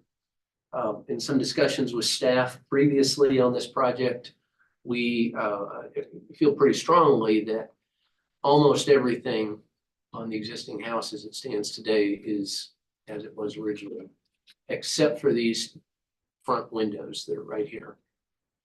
And this is a part of Charleston that really didn't get photographed a whole lot. So there's not a lot of old photographs to show what it might have looked like originally. But I think you'll see in the proposed elevations that what we've tried to do is pull some of the elements from the remainder of the house and looking up and down the street in the context to come up with something that we think is a little bit more compatible. Go ahead, please. Some existing conditions, pictures on the bottom right. You can see this stairway that I would not walk up and down right now. It needs to be redone. Go ahead, please. So it's showing foundation level. Go ahead, please.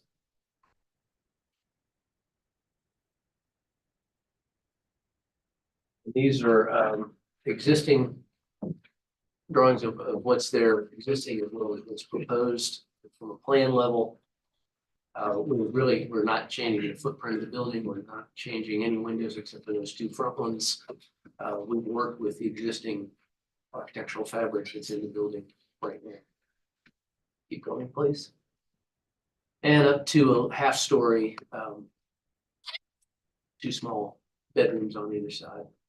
And we want to be putting a small bathroom up on that top level also, reconfiguring the stairs interior. Go ahead, please. Roof plan, go ahead. Existing elevations, we've tried to pull together an awful lot of pictures of the various details, the windows, the trim, the columns, the railings, all of which we intend to preserve and restore. Next, please. And you may want to flip back real quick, please. So in the upper left, you see the front elevation of the house. And now flip forward. And then you see the front elevation of the house now. Things that I think, again, take us up to a 9.2 degree of difficulty. Our number one, we're trying to replace those windows with something that, again, we feel is more compatible with the what was likely original, and also up and down the street. The other thing we're trying to do is elevate this house. We know there's some standards there, and we had met previously with the Conservation Society. They were very helpful, and I think they've got some comments coming up that say we probably need to tweak this a little bit, but we are just at the conceptual level. Originally, what we had tried to do was elevate it a little bit higher than this because we were very concerned about this sort of entry piece with front door going into the front porch on the left side of the front elevation there. We didn't want that to get too big of a forehead up in there. So we were trying to elevate the house enough that that seemed to be part of a base level. In discussions with staff, with Preservation Society, we dropped that down to the minimal elevation. We're a foot above the, freely above the flood. And mitigated, I think, what I would call a big forehead above that entry door with a light fixture that we will select when we come back for final approval here. Keep going, please. We tried to find some other architectural photos to show area, local examples of the kind of thing that we're trying to do in preservation of this house. Please. Last one. And that's the last one. Are there any questions for the applicant? The windows that are being replaced, Right. they're the age of those, they're not original to the house, or? We don't believe they're original to the house. Everybody we've talked to at staff at Preservation Society, just among other architects, because we've been bouncing this around a little bit, none of us feel those are original. That being said, I believe they are more than 50 years old. And which makes their them- replacement windows, I noticed they were impact, but specified as true divided light, but impact rated. Are they IG? Impact glass, you mean? Yeah, I mean, it said, I think the note said that they were impact Yeah. windows, Right. but they were true divided light impact. We haven't selected a final And- manufacturer yet here, the conceptual. I'm just, yeah, I was wondering if the intent was for those windows to be IG. That's the intent, yes, sir. So single glazed or insulated? If we can do insulated, we'd like to. Again, we're here at the conceptual level. Yeah. I was at, I noticed that notice then. Any more questions? What, can you just kind of explain a little bit what you have in mind for the infill at the foundation? Are there's like, you're thinking like louvers, wood louvers? We said it as being louvers? wood louvers in the different configurations. We got more of a rectilinear form and then arch along the side, Okay, which we felt was appropriate from some of these examples. but not just flat slabs. No, not flat slabs. Just making sure. Wood louvers. The He has a screen wall. I mean, it's obviously not original to the house. I mean, it seems like you're going to a lot of trouble to save it. And you're lifting a building. Is there a reason for that?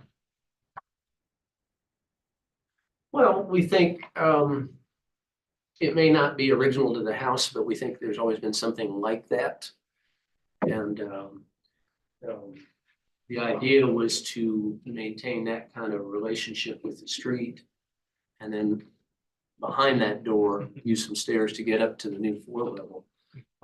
And likely, I think you can see from the drawings, our plan was to stucco over that. I was just wondering if you had considered actually doing a restoration to the piazza screen instead of trying to keep what you got. We'd love to, but we haven't been able to find any pictures that show anything other than what's there right now. But most of these Charleston single houses, they sort of follow the formula when it comes to the piazza screen. So maybe you can kind of look at it. I think that's a great suggestion. We kind of see these early reviews as a dialogue, a chance for dialogue just like this. So we'll certainly take a look at that. Any other questions? Thank you. Thank you. Okay, do we have anyone speaking from the public?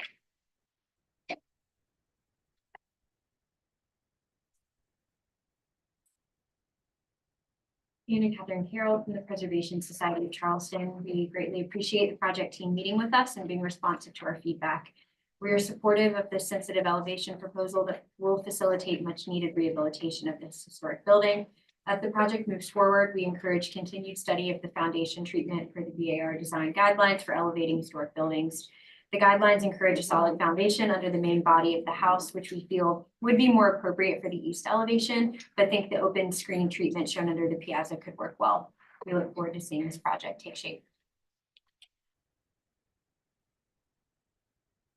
All right, Frank, if you give us city staff comments and recommendations, please. Staff just had the question about the front fenestration and if there was documentation on it, but the applicant has already answered that question. Staff also was questioning the material at the pier infill, so thank you for asking that already. And then we just had the GR guidelines for the elevation regarding the pier infill.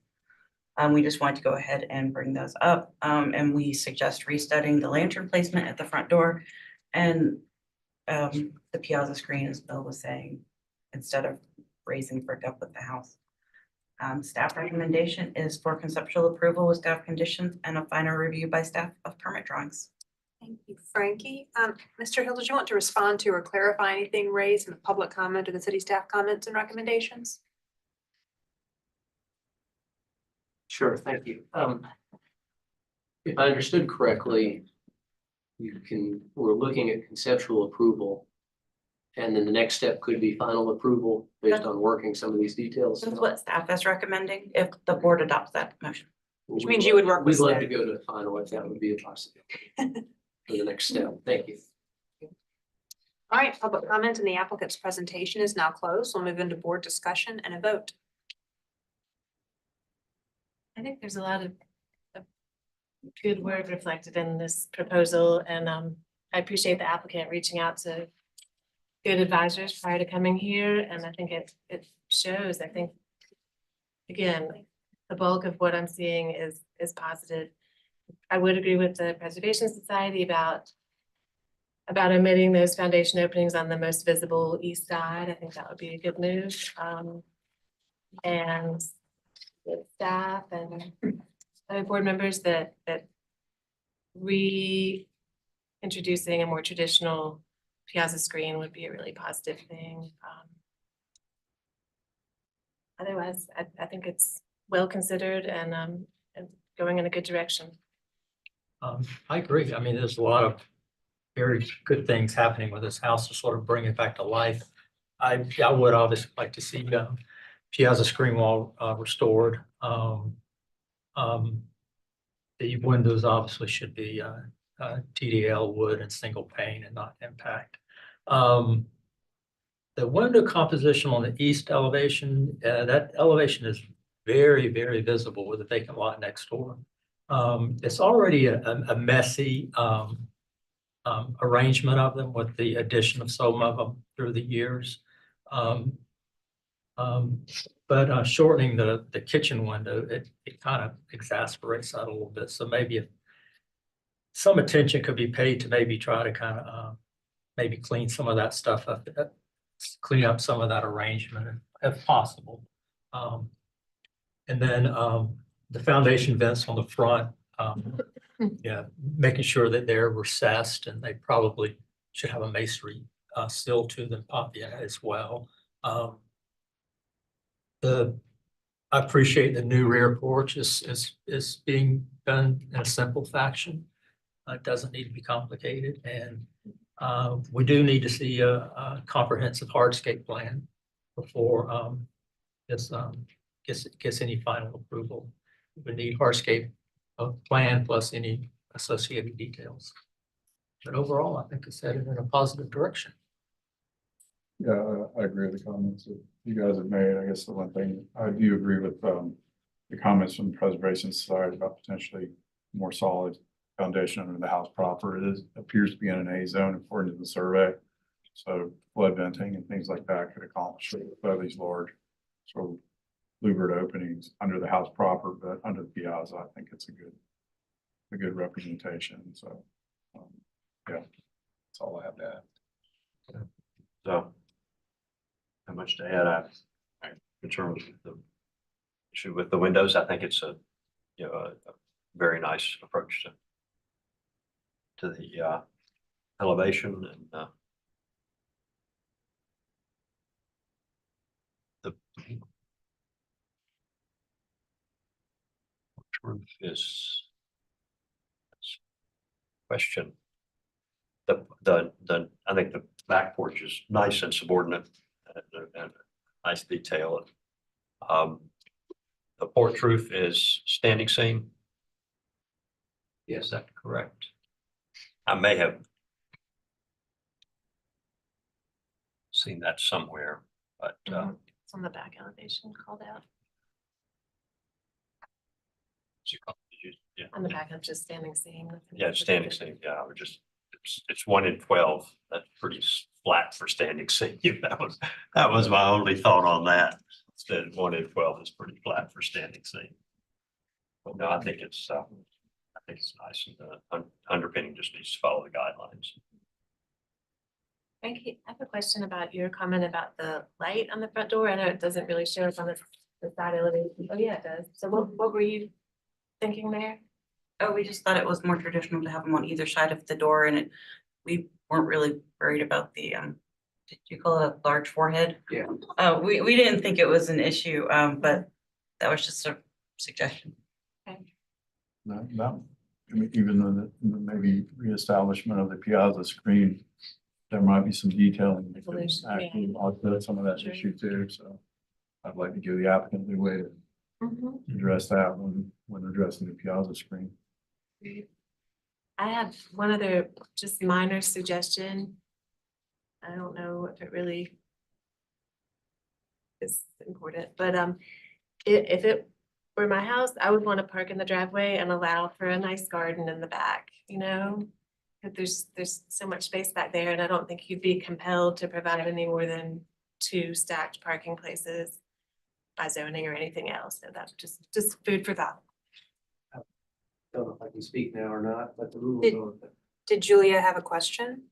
What are the rules? It's like Jeopardy, does this have to be in the form of a question? No, Julia asked you a question, Okay. so you may respond, yes.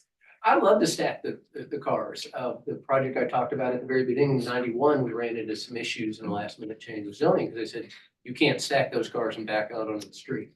So. This is an existing. I'd like to get some duplex. resolution on that one way or another, because we'd much rather not have those in the back. I agree with you. If you were building a new duplex, you'd have to have 4 maneuverable parking places, but it's an existing duplex with no parking, and you providing 2 stacked spots is a definite improvement, and that would be fine. Hereby declare that would be okay. I agree. I just want zoning to say we agree.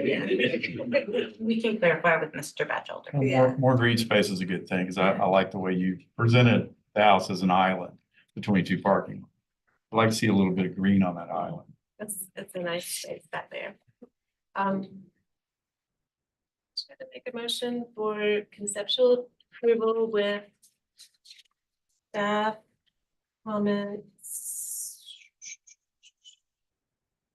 One.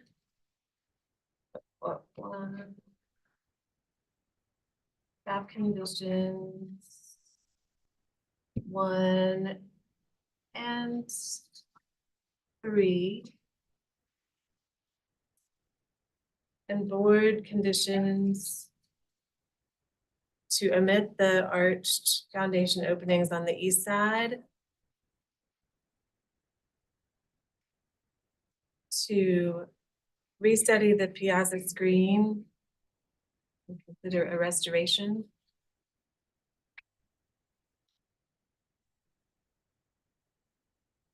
How strongly do you feel about that kitchen window? And to use traditional true divided light windows. And final review by staff.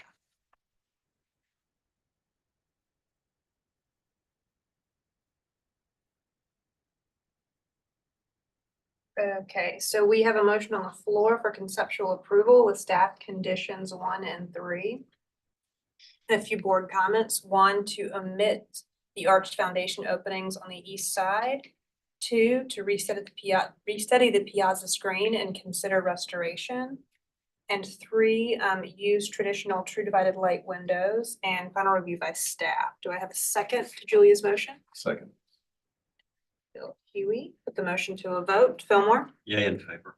Bill Turner, Yay in favor. Julia, In favor. Bill Huey. Yeah. Chair votes with the majority and the motion passes unanimously. Thank you all. Thank you. And we can do that final review in the permit. Okay. Great, thanks.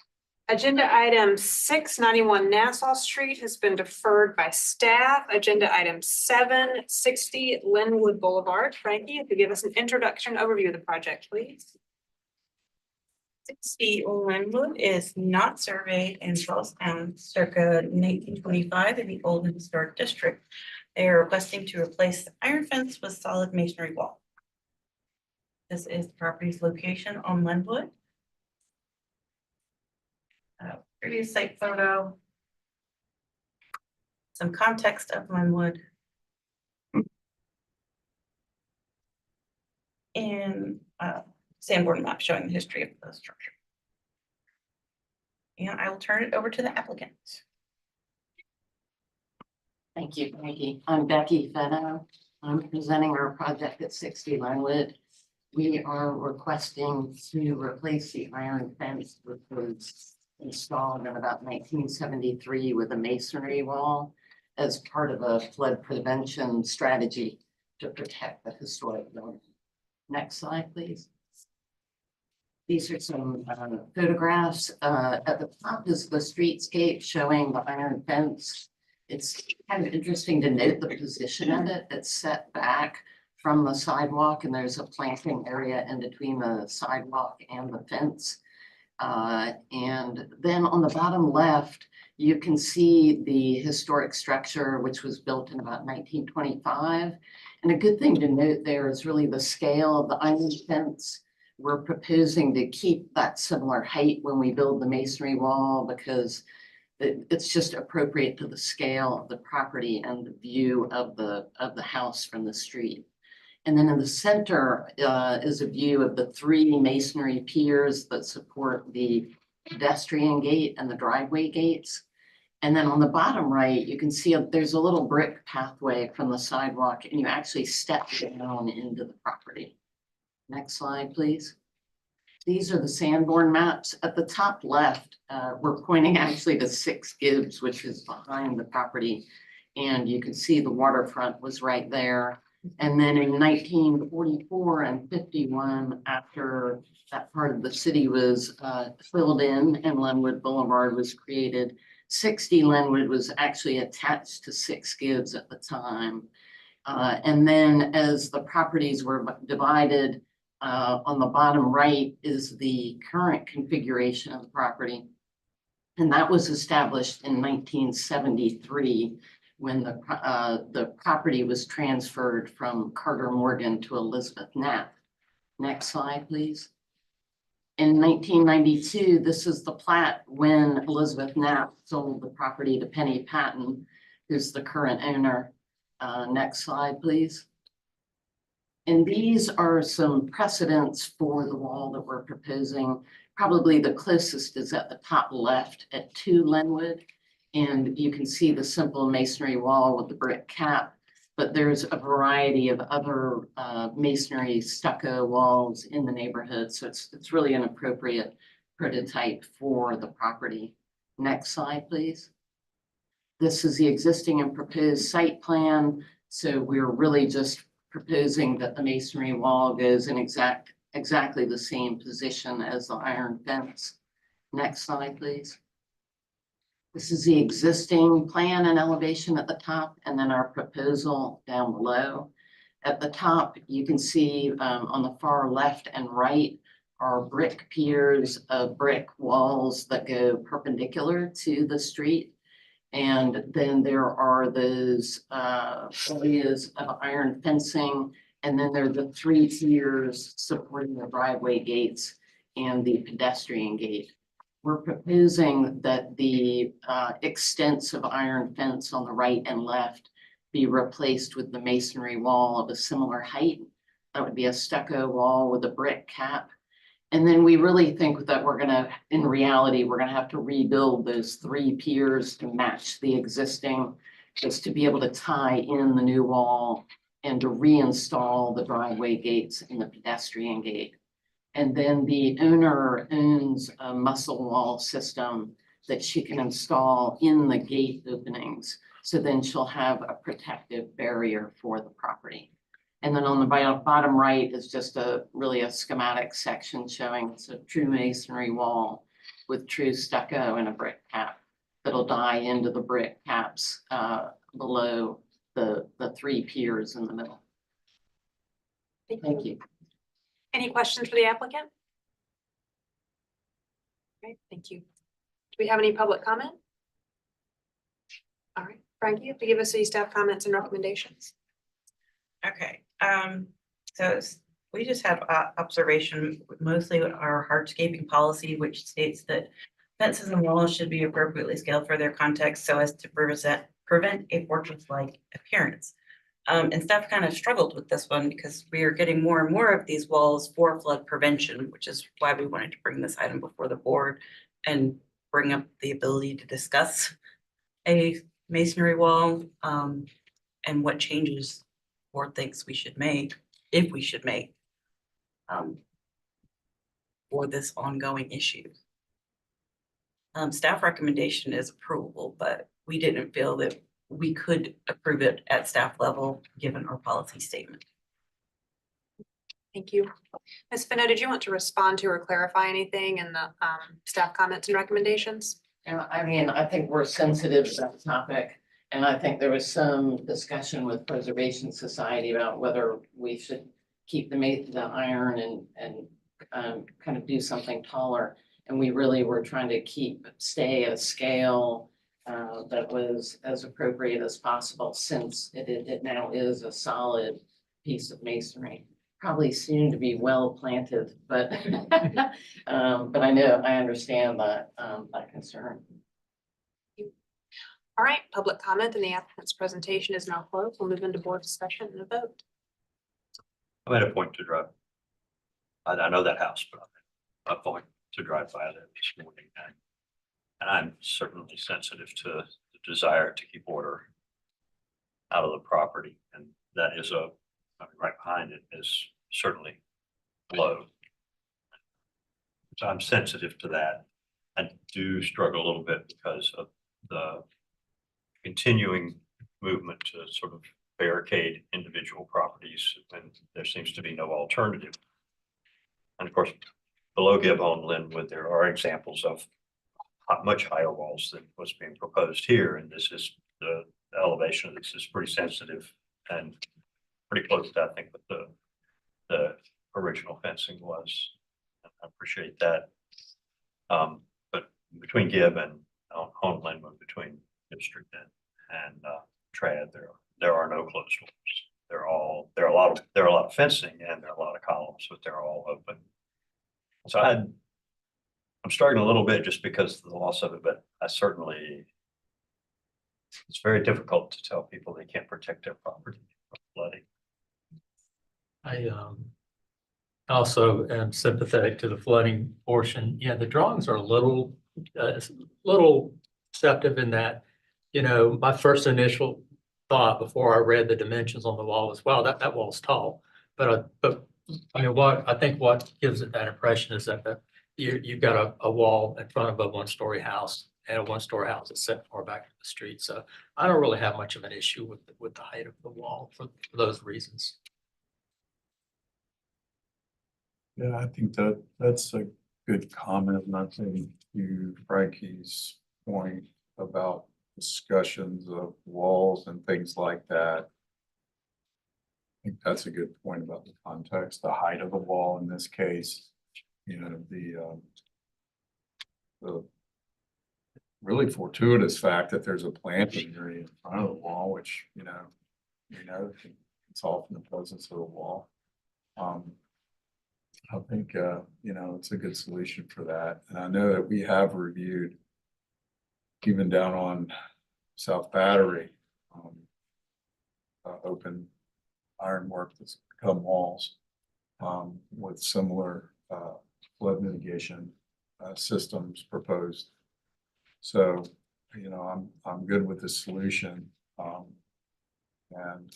I think as this dialogue goes on further, it seems like every meeting we have now, there's a discussion about some sort of a wall policy, a window policy, or whatever policy, but these new realities we're facing, I think in this instance, this is a good solution to use as maybe a point of discussion as those deliberations unfold, is the fact that this is not too tall. And it is basically sensitive to the height of the iron that's already there. And in this instance, it's also removed, by a planting area in front of the wall. So I'm good with it. Yes. I mean, I don't think that there needs to be a change to the policy statement. I think there are always going to be nuances like this. I mean, you got the age of the iron.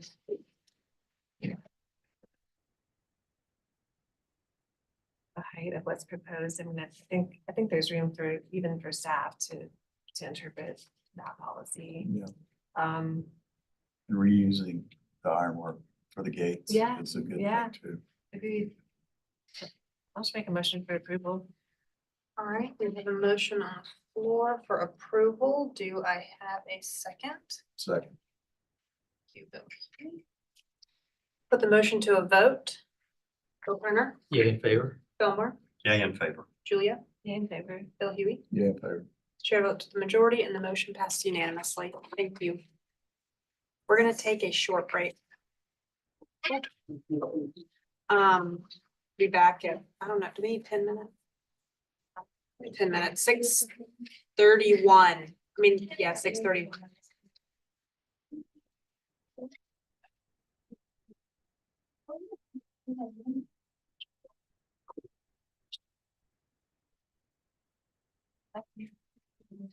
That's gonna work for you.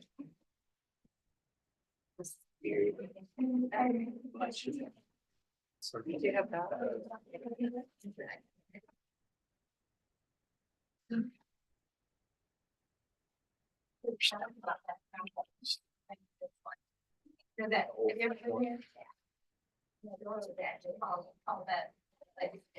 A picture. Nice. Yeah.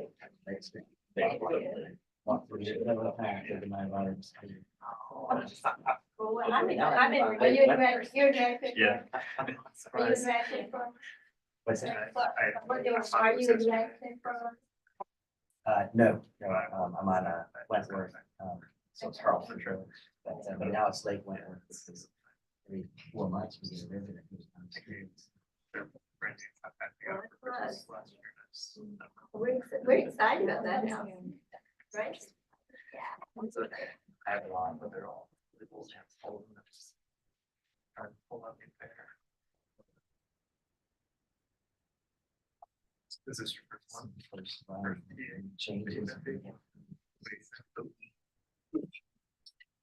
Yeah.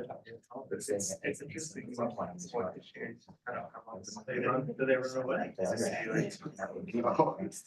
Yeah.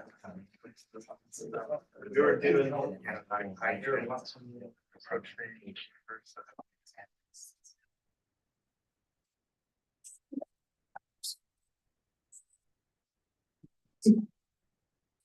Yeah, yeah. Yeah. Yeah. I used to do. Really rude and although like chairs, there was like really nice and you were like. There was like no trace, you know, like in the meeting, but it was. This is real kind of nicer. It's also in the house. This was bad on the board too. They have like an article, it's like huge. It's pretty cool. Yeah, that was just increase. Yeah, yeah, now you get the same. It's like, it's almost like a quarter. It feels like they're there. The BAR. Yeah.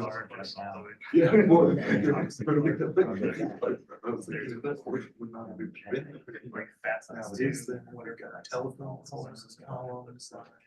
Yeah, it's really nothing yeah, that's something. They used to be all one thing, this used to be all sections. And they split that into two, so they would take like the smaller ones like storefronts. Yeah. Houses, or smaller things, so that's what they built up the EVAs. So they made like that one first. Hours, so there was I was not meeting till like 10 p.m. It was ridiculous. The last time I did this, I was here till like 9. Now it's not even less.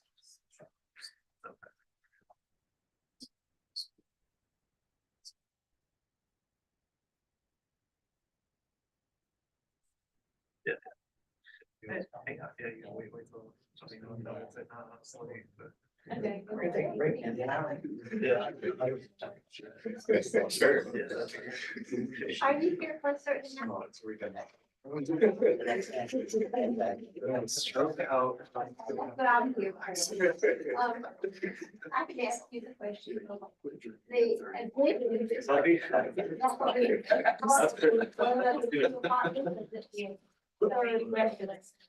Yeah, it's just more part of the existing front house. Okay, there's two apartments in the front house. Right. Now, so the front house. One house is in the- 4 bedrooms. That should. It's Still single. It was add money back into the home apartment. Nothing can be done to the little greenhouse. That stays. Maybe The additions, that we build like an existing house. So I think I really enjoyed the school. Presented the presentation. It's good. It's great. So the back. It's front of house. So the back door has. So it is. You're gonna add the back. So Yeah. kitchen should be moved in all addition. I mean, it actually. And what kitchen rated. Also, you actually have some space to sit in. Did you just get this in the mail about the rent? Just fell. It's destroyed. Your rental, get that one.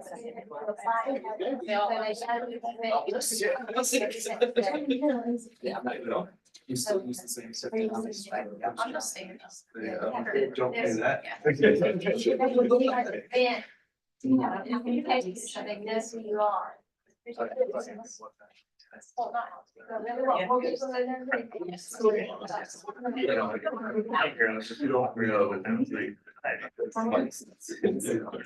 out there with I would have to there are, but he's like a big crowd.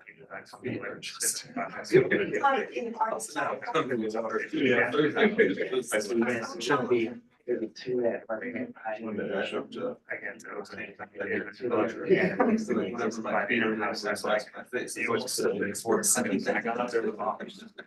Yes. Often. Yeah, yeah. You'll see that, just like. all around Timing, we have your whole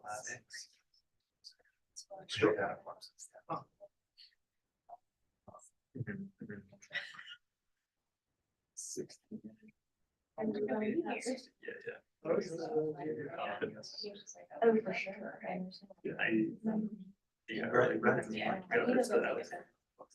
okay.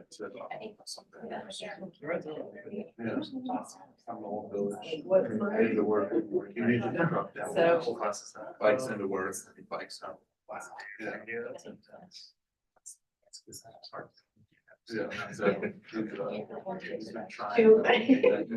I know, I was like.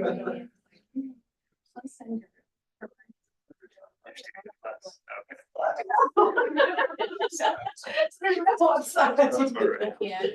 That at least would have been like the end. I think it's a lot of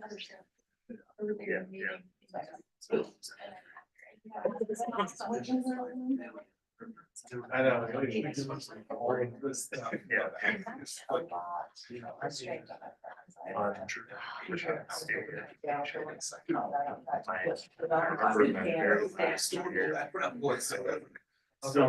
Working on this job sites and. So I stepped on to Yeah, so the plan was to. Yeah. Yes.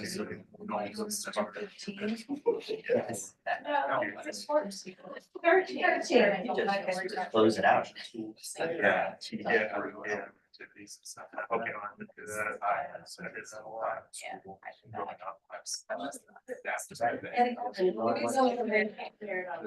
Awesome. Yeah. And yeah. It's really awesome. Oh, that's right. Yeah, my wife, then girlfriend was first. I was in school. So I moved interesting to, I really just started that.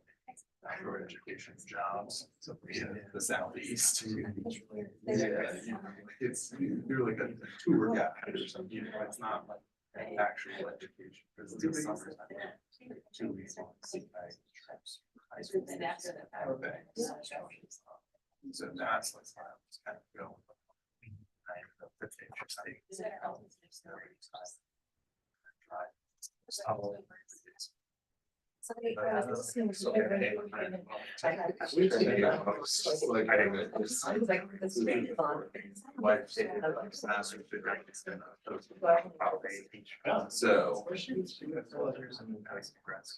It was not right now. She was also out of measures.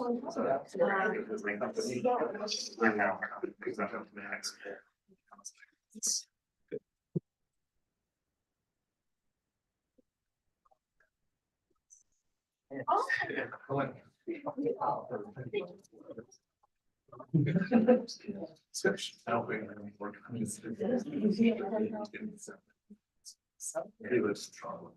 Right, we're on agenda item 8, 24 Jasper Street. Frankie, if you give us an introduction overview, please. 24 Jasper is a category 4 in Radcliffe Borough circa 1880 and portions from 1940 in the Old City District, requesting conceptual approval to elevate the house, reconstruct double piazza, and add new rear addition. This is the property's location on Jasper Street.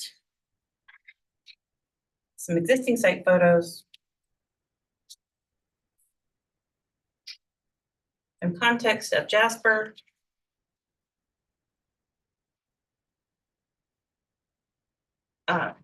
Historic images from the architectural inventory.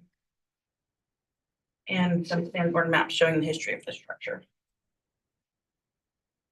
And I will turn it over to the applicant. Thank you, Frank. Joel Adrian.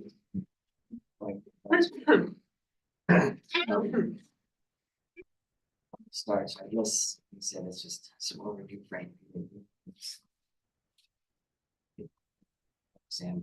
So, I just want to point out that, if you look at this Sanborn map, at some point early on, there was a small structure behind that, existing single house.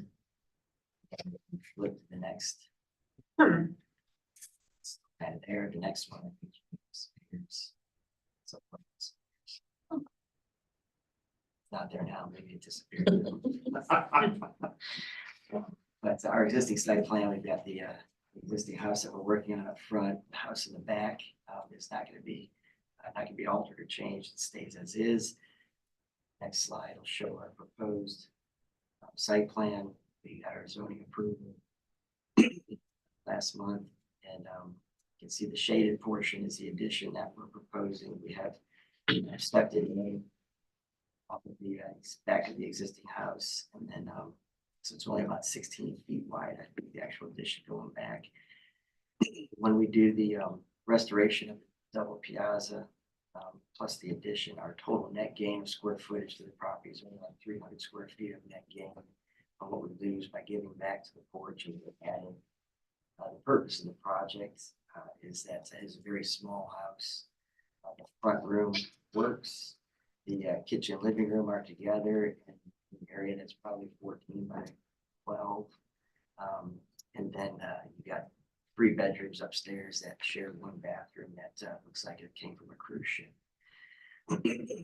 So if we flip to the next slide, there are our context photos. I'll put out a little chuckle that every picture in front of that house, that trash can is fallen over in the other street. I don't know why. Bottom, you can see the existing as it sits in relation to the other homes on that side of the street. Next slide. Show you across the street, the scale changes a bit. Behind it, far behind this house, the scale changes quite a bit. Go to the next slide. Just some additional photos of the existing property as it is. Continue to cycle through. And so there's our floor plan, existing on the left, the proposed on the right. So we're maintaining that room on the front. We are, because the stairs were moved onto that piano, but we get up the second floor. Thought was that typically the Charleston single, you open the door, you walk down the piazza, and then your front door is there, the stairs are in front of you, you got a room left and right. So the concept was to reestablish that feel, convert the kitchen great room space into just the great room, allow that addition to be the kitchen and the dining space on the first floor. Next slide. And you'll see that we've restored piazza on that second floor as well. Are maintaining 3 bedrooms, but now there'd be 3 bathrooms. And the room in the very back was actually a master suite for that house. It was not rental, and someone bought it as a single. Next slide. Just a plan.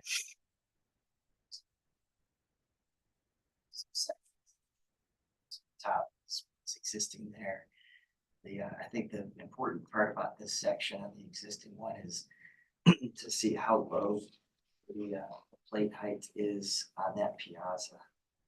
It is, see if I can read that dimension. It's at 6 foot something. It's below 6'8". And so our proposal to restore that second floor piazza actually allowed for a taller column so that it could stand at the rail. We'll go back to that at some point. I guess we cycle to the next slide. You can see the existing photo. You can see the step down from the second floor windows of the main single house to there where that piazza was enclosed, how low that window is. And so then our proposal to actually be able to have second floor piazza that you can stand on and not get your head on the beam. Next slide. And that's that also, sorry, if you go back, I'm sorry, Frank. No problem. That to elevate the house, it was only like 2 feet that we had to to meet the FEMA +1. Get out of flood. So our next slide shows the existing and reestablishment of that porch in our addition in the back. And honestly, the thought on the addition on the back was use same kind materials, but not the same as what's on the existing house. So our siding would be larger exposure. The windows, we're thinking of casement windows versus double hung, since it's an addition and not having. We're proposing to put back metal roofing on the historic house, do shingle on the addition. And under the porch, we would have lattice, and it can be angled louvers, however y'all detail wise want that to be done. The heated square footage would be just have the standard flood vents in it and solid foundation. Next slide shows rear proposed, and then the next is going to be the other side, so you can see the existing to the proposed. And then I think the next few slides probably show perspective of from the street, what you're looking at and what you would see. So that just shows some more context photos on the street. So the bottom one obviously shows with the house being raised up that 2 feet, how it sits in context with the other homes on the street. That might be it. That's another slide.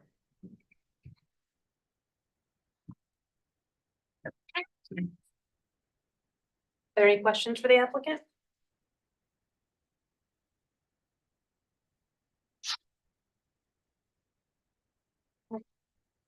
Thank you.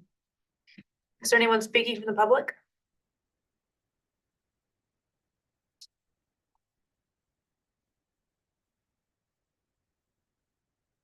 April Wood, with Charleston Foundation. HCF has reviewed the application for conceptual approval to elevate the house, reconstruct the double piazza, and construct a rear addition at 24 Jasper Street. We are pleased that the house will be elevated and generally believe this project is going in a good direction. We have two suggestions for further study. One, we are very pleased to see the reestablishment of the double piazza. This will greatly enhance the historic character of the house.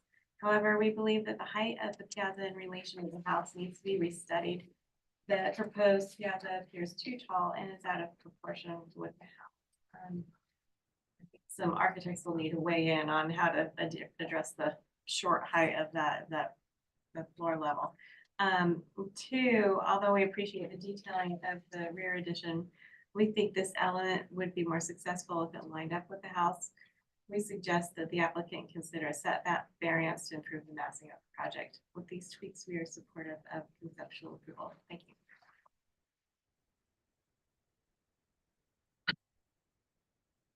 Anna Catherine Carroll with the Preservation Society of Charleston. The Preservation Society is pleased to support this sensitive elevation and piazza reconstruction. As this project moves forward, we encourage restudy of the fenestration at the rear addition to better relate to the primary building. And we also request more information on the materiality of the proposed replacement windows and roof. Thank you. Is there anyone else speaking? All right, thank you. Give us city staff comments and recommendations, please. Staff's observation that we appreciate the reopening of the piazza, which is a character defining feature of this house. Staff condition for approval, we suggest restudy of siding choices to be more in keeping with the house itself and its context. The siding choice should be complementary but differentiated. Our recommendation is conceptual approval with staff condition and a final review by staff of permit documents. Thank you, Frankie. Mr. Adrian, did you want to respond to or clarify anything raised in the city staff comment or recommendations?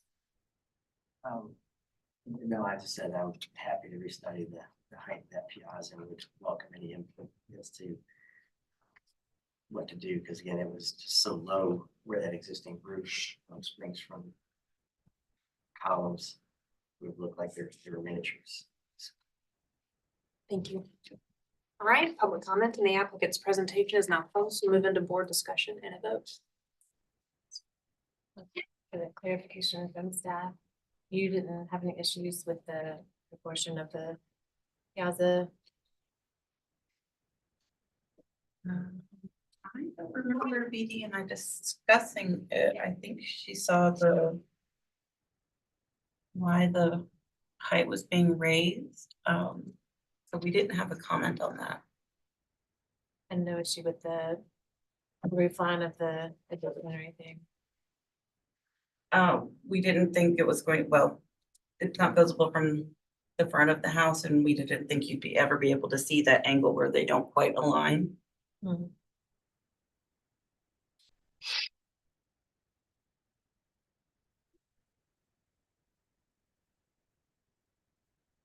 Um. Well, I mean, generally, I think it's a reasonable program that they're aiming for. I completely agree that the piazza proportion needs to be adjusted, you know. There's just too much, I guess, siding showing over those windows on the second floor, and from the front, it's just not really resolved, but I think it can be. I think there's a happy medium there, so that you could pull that parapet down to align with the historic eave. And then I do think, like, even in street view, I think you would see the roof line of the addition. I think there's probably a way to mitigate that. And I think maybe there's an allowance in the zoning ordinance that so whereby you could shift that addition to the north, so it's more in line with the historic north wall, extending an existing non-conforming setback, which would help with the roof line, however it pans out. Certainly.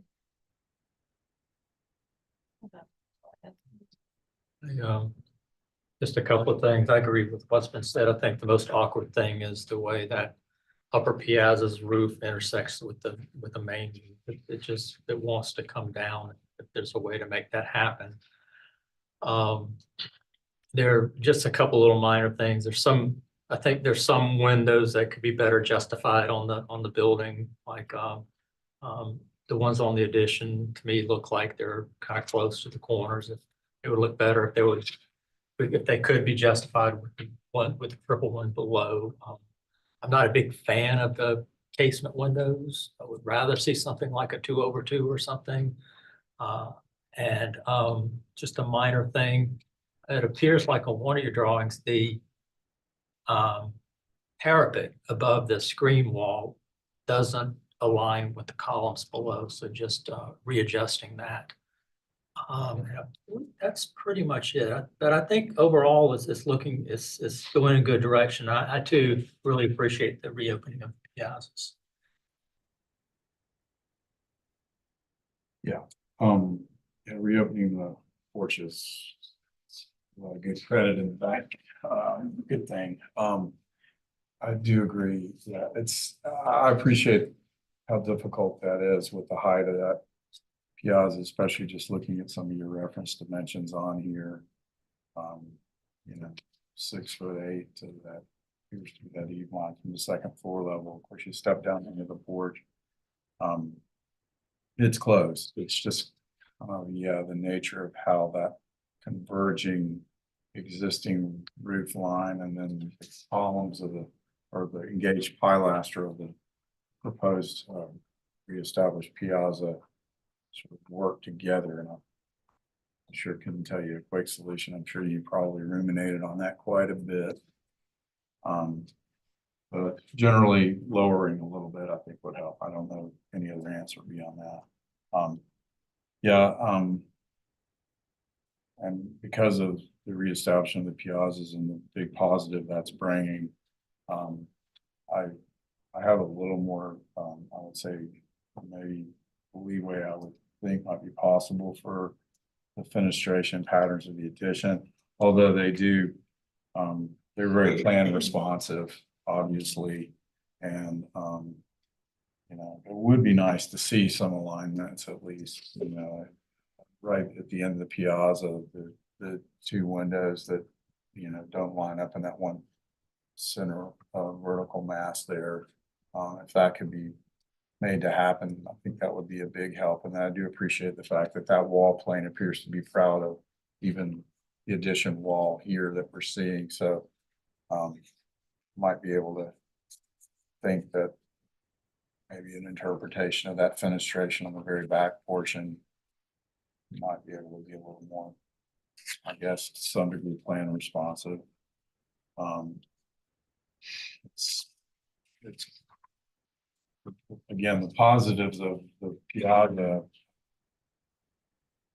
I believe, giving, in my mind, potentially the opportunity for a little bit of leeway on some of these things, but if there's a way that you could adjust those and bring some of the fenestration in line a little bit better at all, that would be, I think, a big positive.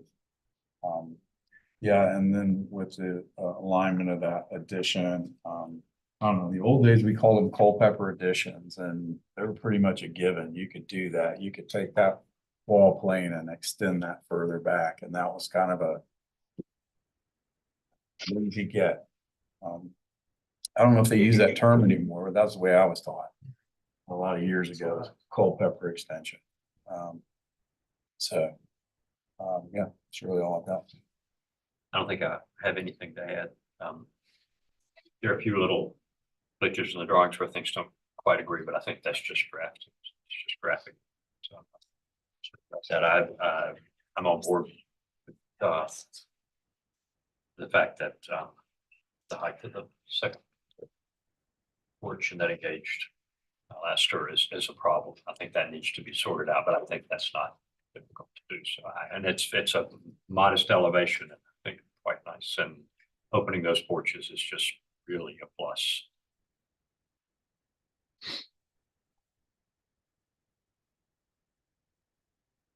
Yes. I think he's made recommendations. Conceptual approval with staff conditions and following staff. Any board comments or conditions? You have some, Julia? We want the beam height of the second floor porch to come down. Should look into the Culpeper concept with zoning staff. How about the demonstration plans? Sure. Just potentially. Okay, I'll make a motion for conceptual approval with staff's conditions and board conditions that the applicant investigate a potential Culpeper extension, which is an end plane wall extension at the addition on the, let's see, that's the north side, and a lowering of the I'll call it the beam of the second level of the piazza, and also the applicant investigate alignment of proposed fenestration wherever possible. And final review by staff of permanent documents. Can you repeat your third one? Investigate the alignment. Investigate alignment of fenestration wherever possible. Okay. And final review by staff? That's fine. Final review by staff of permit documents. Just say final review by staff. I mostly do that for the applicants, so they know. I see. I see. Okay. Final review.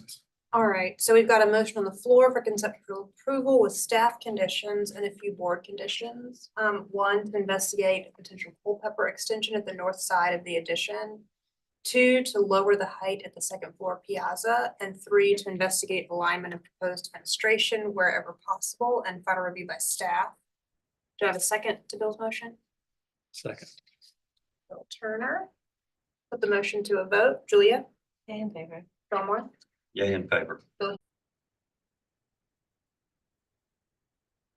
Historic images.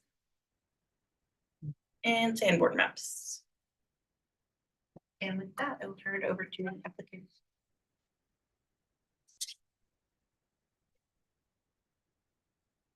Hello, my name is Ryan Leskoviak. I'm an architect with Bello Garris Architects. I'm here to request a removal of the existing storefront and replacement with a new, more traditional storefront. Go to the next slide. This is just a floor plan showing the scope of work is just the storefront. We're only talking about the storefront today. Next slide, please. Here are some images of the historic photos from the 1950s and 2 photos of the existing elevation and then the proposed storefront with the overall elevation. So we looked at the historic photos to kind of see what was there, and what is remaining, if anything. And it's hard to tell, but if you zoom in really close, the historic storefront frame looks to be different than what is existing. Sorry. I don't have my mouse. It won't let me zoom in. It's like, I guess I can just describe it. Can you go back? And then the lower portion of the historic photos, it shows like an applied stone base, which no longer exists either. And so we don't think that anything here existing is, we think it's a contemporary installation.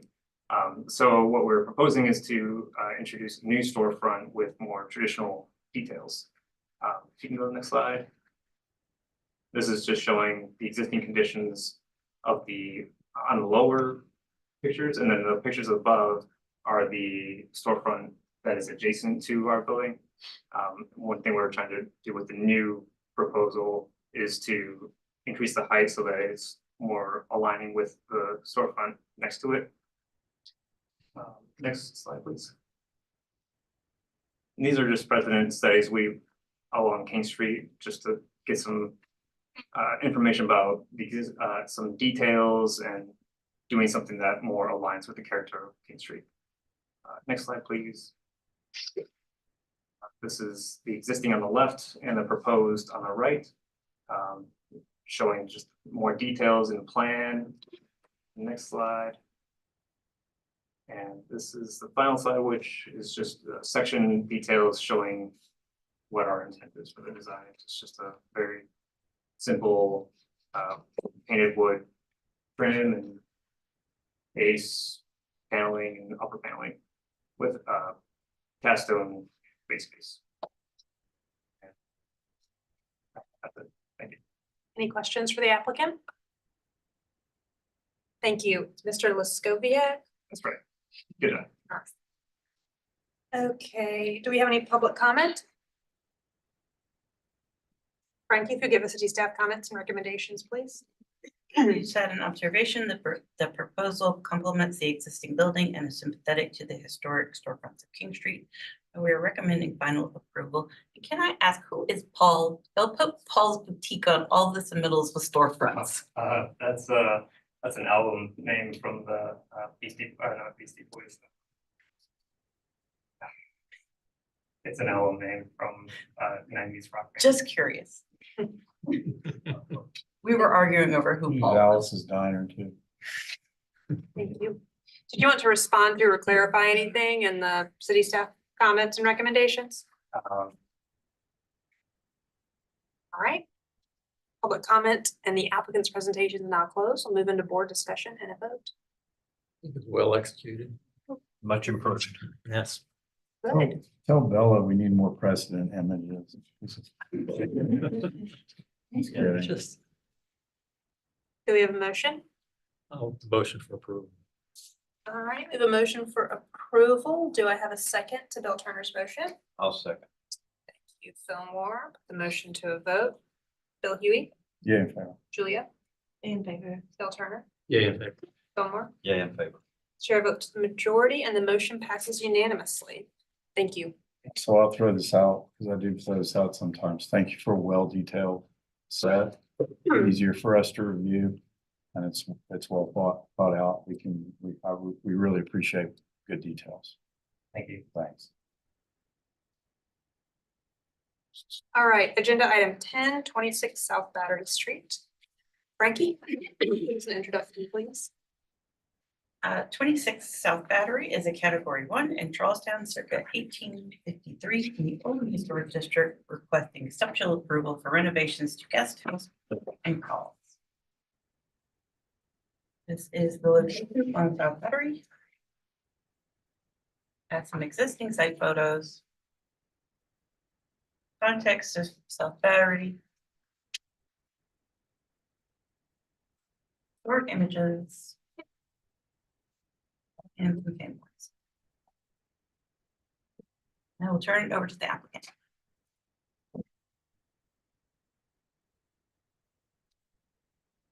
Good evening, everybody. Thanks for looking at this project with us. We came in before and you guys were gracious enough to give us an approval. What we failed to comprehend fully was that this porch was like a handyman special. There used to be a bunch of vines on it and some trees in the way, so you couldn't really fully appreciate it. So thank you for taking the time for us to readdress this so we can, bring it up to the grandeur that we are the rest of the house. Originally, this obviously was a carriage house. It would have been, there were horses in here and carriages, and there's a fireplace upstairs, so somebody would have been staying there as well. But we're assuming maybe in the sixties or fifties, it was converted to apartments, that the porch was added, and it was added in an interesting way. 3 of the columns are just regular telephone poles. 2 of them have a little bit of detailing on them, but then of course, the rest of it's just 2x material, and some of it like just stops mid-span. I think the plywood's holding it up, I'm not quite sure. And so what we did is we kind of took some, obviously we needed to put an insertion in there. So we looked at was the columns that occupy above the kitchen house, giving the columns on the main house their due and not even trying to look at those, but taking detailing from that cantilever porch above the kitchen and kind of taking some of those details and bringing them over to the guest house itself as a nice insertion over there. And I'll just leave it at that. Any questions for the applicant? Thank you. Do we have any public comment?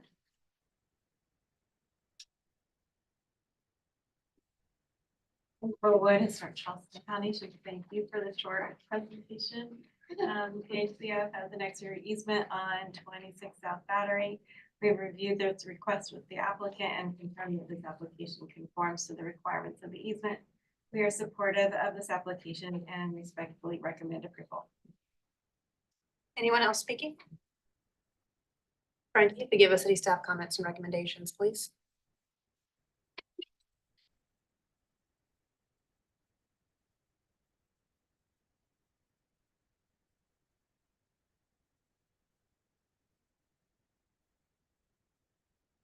I've had an observation that the proposed alterations are in keeping with the existing structure and detailing, and we are recommending conceptual approval with the final review by staff.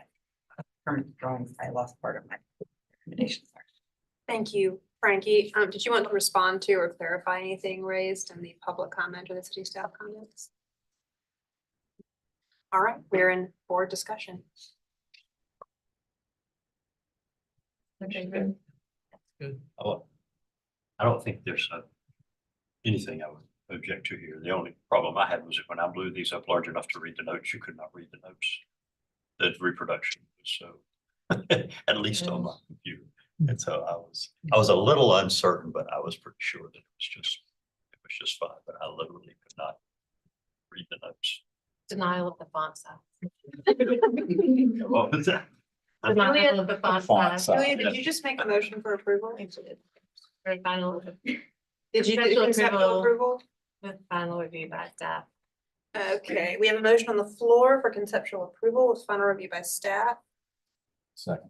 Thank you, Bill. Motion to a vote. Bill Turner, Yeah, in favor. Bill Moore, Yeah, in favor. Julia, Bill Huey. Yeah, in favor. Chair votes to the majority and the motion passes unanimously. Thank you. Okay, agenda item 1139 East Bay Street. Frankie, give us an introduction overview of the project, please.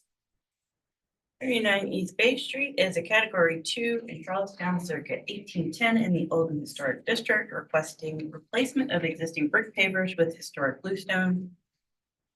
This is the property's location. Space/East Battery, depending on how you look it up. Existing site photos. Context of East Bay.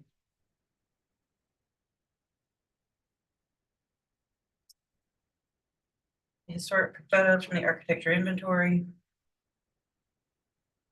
And some Sanborn maps. And I will turn it over to the applicant.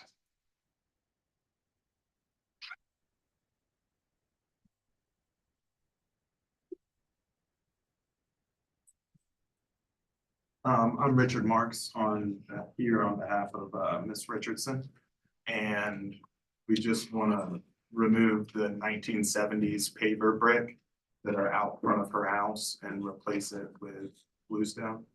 I believe a 2-inch curb in front of that paralleling the sidewalk, and we're leaving the bluestone step that is still there from when I guess there was a staircase at one point that was going from that area, and one of the windows was turned into a doorway to an office. That has since been changed back to a window. And she'd just really like it to kind of blend in and take the brick away, so. Any questions? Is it the intent to, did you say to keep the bluestone at the same height as the brick? Well, Or are you gonna lower it? I think the intention is to, yes, keep the bluestone at the same height as the brick. Okay, And then have a 2-inch bluestone kind of curb a curve. bordering the bluestone where the Okay. brick Okay. ended. Any other questions? Thank you. Do we have anyone speaking? All right. Frankie, you give the city staff comments and recommendations, please. Okay, we were kind of in the same vein that Bill was going at. We were worried about the height difference. If there is going to be that curb detail, we don't mind if the height is changed, so we'll just recommend final approval. Okay, did you want to respond to city staff comments? All right, we are in board discussion. I think it's kind of a little odd to, I think if it were me and I wanted to fill that in with bluestone, I would lower it down to the existing bluestone and just feather it in. Our concern was mostly tripping, which was why we were saying height should be the same as sidewalks, but I also understand them wanting the curb to distinguish between the sidewalk and their space. But I don't have strong feelings.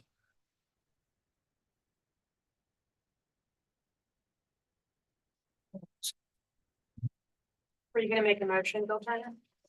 Motion for approval. Okay. All right, so we have staff recommendation for final approval. All right, so we have a motion for final approval. Julia, you said you second that? All right, the motion to a vote. Fillmore, Yeah, in favor. Bill Huey, Yeah, in favor. Bill Turner, Yeah, in favor. Julia. Yeah, in favor. Chair vote to the majority and the motion passes unanimously. Thank you. Is Moby your dad? Yes. Okay. Good to meet you. I went to college with your dad. Yeah, I was waiting for someone to tell me I wasn't Richard Martin. So y'all have a good one, thank you.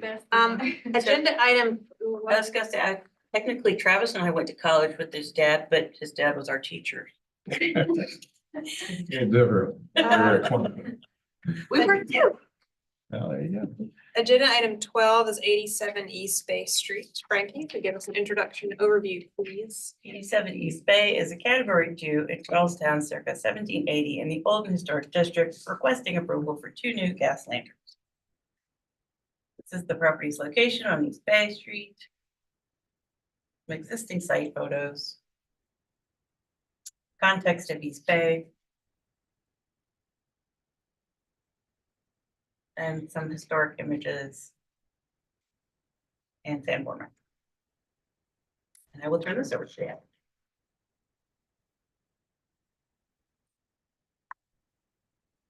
Good evening.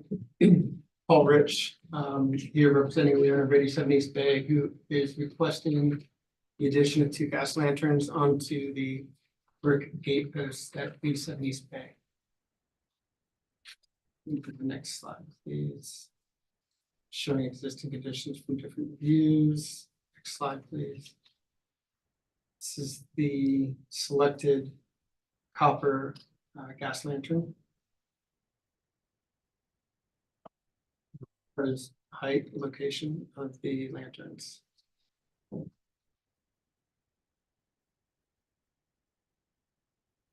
Any questions for the applicant? Thank you. Do we have anyone speaking? Frankie? You give us your city staff comments and recommendations. We just had an observation that encroachment permits will be required due to the proximity to the right of way. And we're recommending final approval.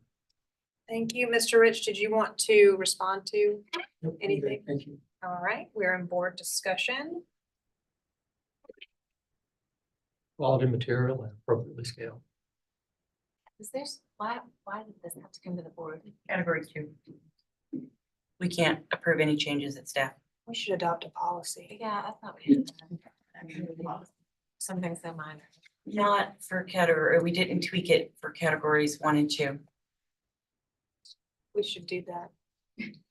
Policy day. Did anyone want to make a Final motion? approval, motion for final. All right, we have a motion on the floor for final approval. Do I have a second? I'll second. Thank you, Bill Turner. Put the motion to a vote. Phil Moore, Yeah, in favor. Bill Huey, Yeah. Julia. Bill Turner. Yeah, in favor. Chair vote to the majority and the motion passes unanimously. Thank you. Thank you. Some really small cars in that driveway. I worked on that. Okay, agenda item 13 is 7 Percy Street. Julie's turn. We're now going to have the Julie O'Connor show. First we have 7 Percy, category 4 in Canterbury, Elliott Borough, circa 1872 in the Old City District, requesting conceptual approval for fenestration alteration, new rear addition, and removal of screen enclosure at 2nd floor piazza. This is the location on Percy Street. Existing site photos. Some context of Percy. Historic images from architecture inventory and some Sanborn maps.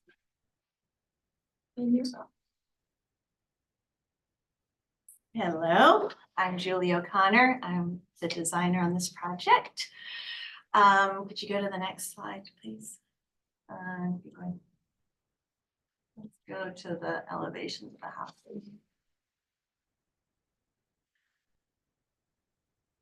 Okay, so this house, as you saw in the photos, is in pretty bad shape. Clients have bought it. We're super excited. It has vinyl siding, which we are going to remove. We have some wood siding on the back elevation, but if you look at some of my photos in there, you can see there's some other weird stuff under the vinyl, but our plan is to repair everything that is, if anything that's viable that's left, and then just match with wood siding for the rest.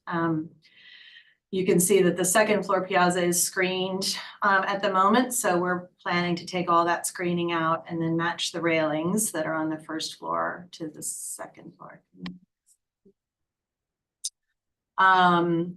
And here you can see, and if you look back on the Sanborns, that section of the existing house where that 2-story bay is and that 2-story addition are, goes up as a 1-story on Sanborn. So at some point, all of that was added. And so our project is to, sort of, like I said, clean up some of this stuff and then do a new addition. And we've, sort of expressed a hyphen in here. And before we go back to the back, and wanted definitely to have sort of a porch element on the back to enjoy the backyard. Next slide, please. So that's the rear elevation, just showing that porch and new little sort of rear entry. Next, please. And that's the stuff on the north side. Next one, and then we're proposing a little garage to replace a carport that's essentially a pen. We have approval to demolish, but a little 1-story garage as well. I think that's all I have to say. Any questions for the applicant? Oh, I did have one. Just curious, did you think about kind of, I don't know, you could say correcting the piazza screen? With the brick.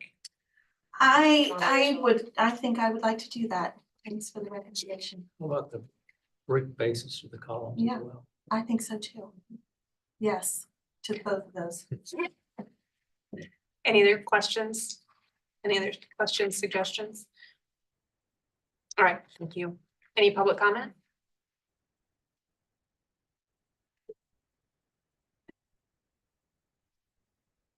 And Catherine Carroll with the Preservation Society of Charleston. We appreciate the applicant reaching out to us on this project, and we appreciate the rehabilitation efforts proposed for the historic building.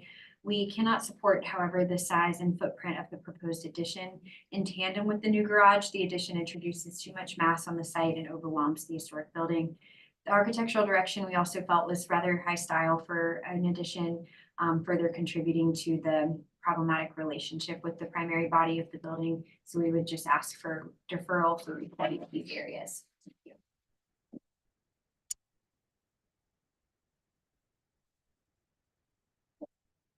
April Wood, Historic Charleston Foundation, very similar comments, Preservation Society. HCF has reviewed the application for conceptual approval for a new rear addition, removal of the screen enclosure, and a new garage at 7 Percy, and we thank the applicant for reaching out.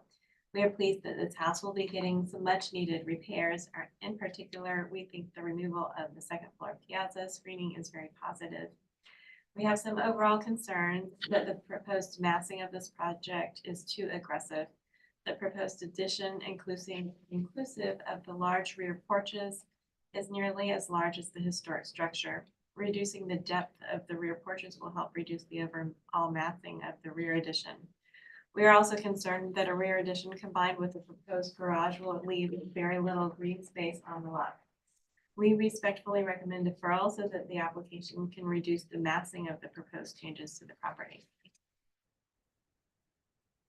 Frankie, if we give the city staff comments and recommendations, please.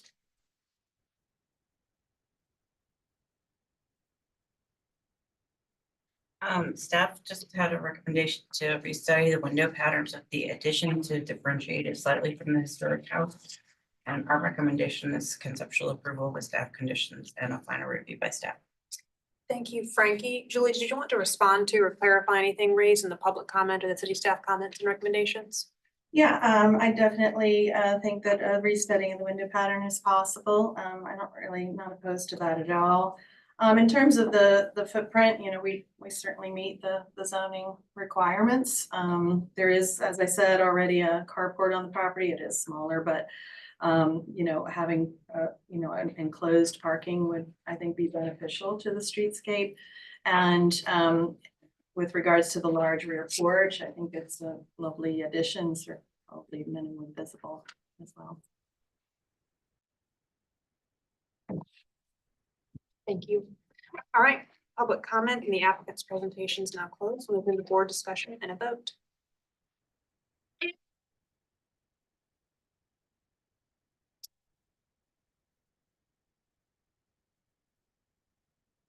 I do think that the massing of the rear structure is a little large, but I think some of that could be handled through things like the side porch that's being added that were pulled in. Maybe you put your usable porch area on the very back porch, and that becomes just sort of like a little side porch. That would certainly help with the massing a little bit. I wonder if and this is a minor thing, the window in the garage facing the street, to me, it looks a little overscaled. I do want to start seeing comprehensive hardscape plans come in with these middles, and so I think we need one of those. I think gravel parking is being proposed. You know, how's that going to be contained? Is it going to be a brick edge or what? So I think all that needs to be thought out for the site. And I do think maybe the rear additions could be simplified somewhat. They are a little overstyled for what's a fairly simple house. Any thoughts on the accessory building? I do think that, like I said, I believe that window, I think it's overscaled.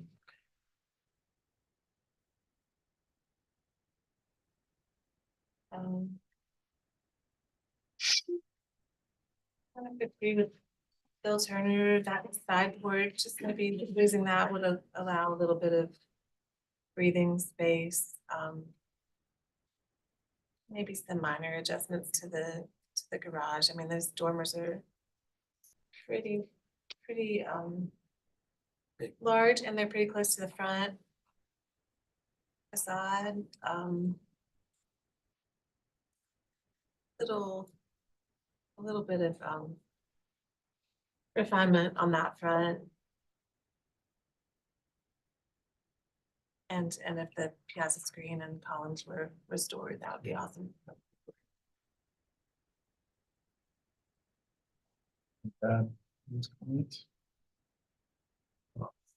Right, the general architectural direction is fine.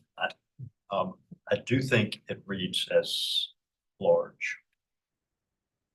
That might be adjusted. I think that, I'm not sure. Yeah, I understand the wide back porches are very nice, a nice thing, and they are pretty, they read as fairly open. Maybe part of it is the complexity of the roof line. That might help tone it down. I think with the garage reads from the street, reads large, and I think a lot of that may have to do with the dormers, as you suggested. So I think it's going in the right direction. I think it needs some tweaking. I think that mostly has to do with refinement that would reduce the visual mass of the addition and garage. And it is a lot of stuff on a small lot. But see a lot of that.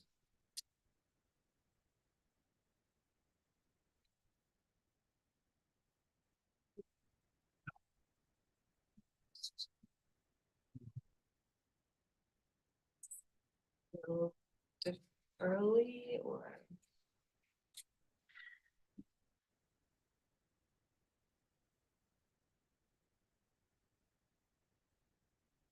Sounds like general architectural direction is there, but height, scale, and mass is the question. And I mean, it's sort of on the edge of being too big, but it's not a lot, I think. The edge of being too big. And I think there may be some refinements in the design that might visually make that more appropriate. So would you support a conceptual? Would you support a conceptual approval? Yeah, I think if there was, I think I would support conceptual. Yeah, I think. What if it were?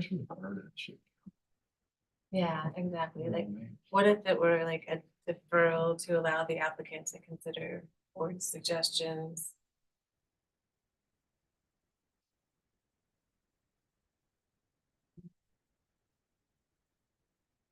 Relative to height, scale, mass. And then have to remember what they were, right, and tell you the list, right? Unless this is one where I think if there's board conditions, that absolutely, or if this is one where we want to give Julie the creativity and not hold her to the condition. If this is, I feel like we give conditions when it's, no, we need to see this versus we had this discussion. I'll make a motion for deferral to allow the applicant to consider board suggestions relative to height, scale, mass.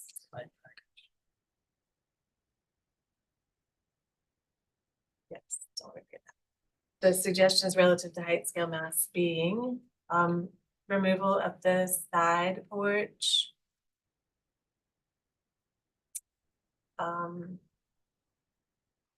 Decreased depth of the rear porch.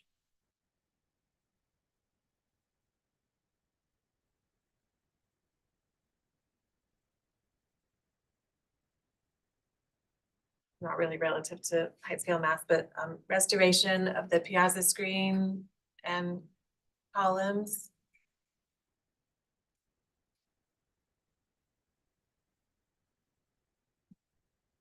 And a restudy of the garage massing and fenestration.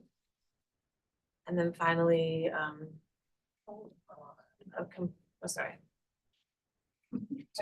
to provide a thorough site layout.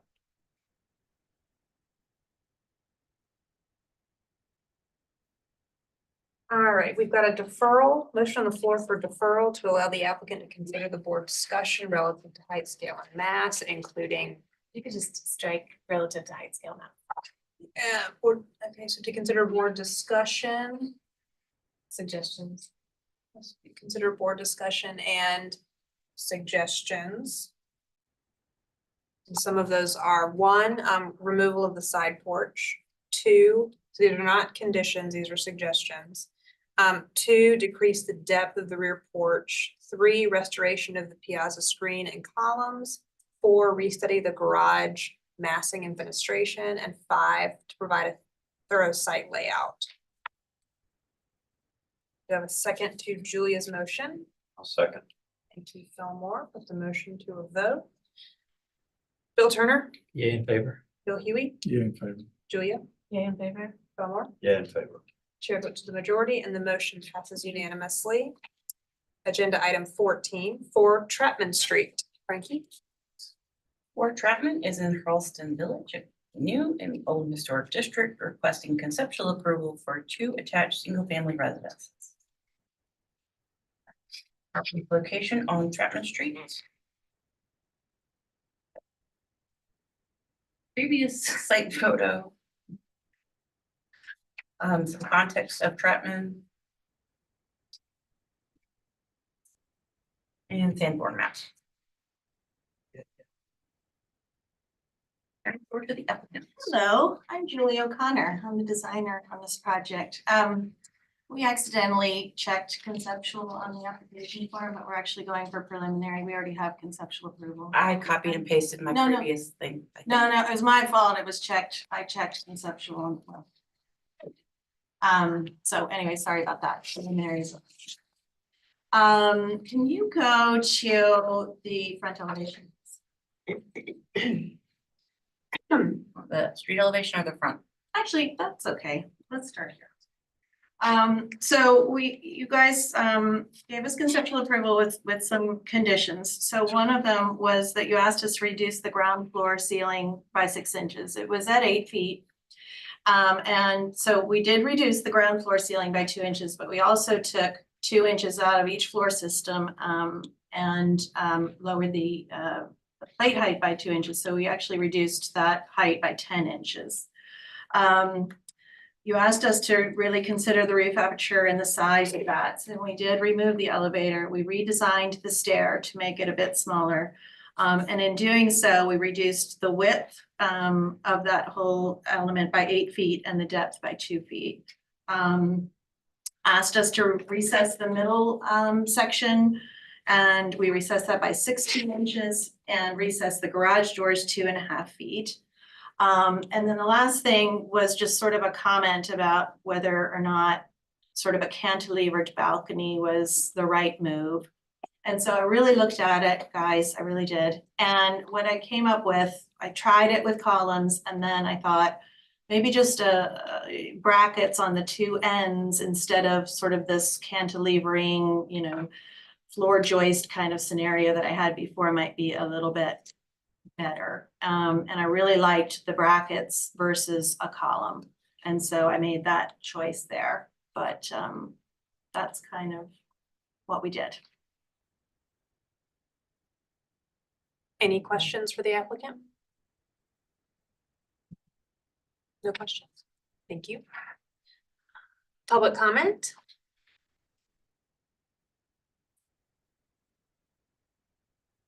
April Wood, Historic Charleston Foundation. HCF has reviewed this application for preliminary approval, and we thank the applicant for reaching out. Although the applicant has achieved conceptual approval for this application, we continue to be concerned about the scale of the proposed building. Trapman Street is characterized by small single-family residential houses. We recognize that the low elevation of this area requires houses to be elevated. However, adding the second unit of the street overwhelms the block. We also continue to be opposed to the roof deck on top of each unit. This feature does not fit in with the character of the historic district.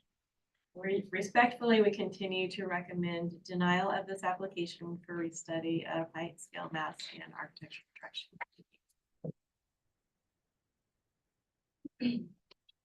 And Catherine Carroll with the Preservation Society, and thank you to Julie for reaching out.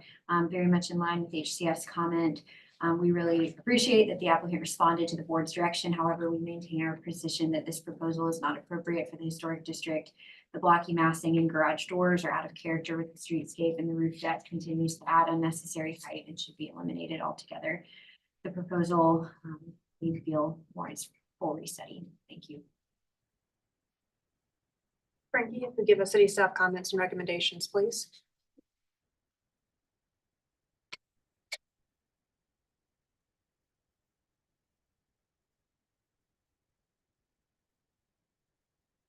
After that observation that the previous board conditions had been addressed, and I did get it right here, Julie. Staff recommendation was preliminary approval with final review by staff. Thank you. Julie, did you want to respond to or clarify anything? All right, public comment, the applicant's presentation is now closed. We'll move into board discussion and a vote. I'll start since I'm the contrarian on this one. And that I continue to feel this structure overwhelms the streetscape and mass and the height. And I understand that the structure is elevated to DFE and that's necessary, and that at some point surrounding structures are likely to elevate in the future to the same level, but these small adjacent buildings, when elevated, will not read as massive as this structure. The roof line and detailing have been simplified, and I think that's positive, but the large rooftop appendage to access the rooftop patio makes the structure read even more taller and more massive. And so I remain opposed.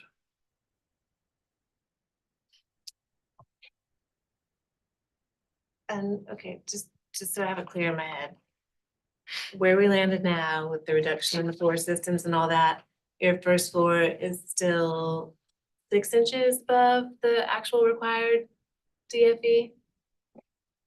Yeah, I'm not sure what the inches, but 5 something or like that. 6 or 7, okay.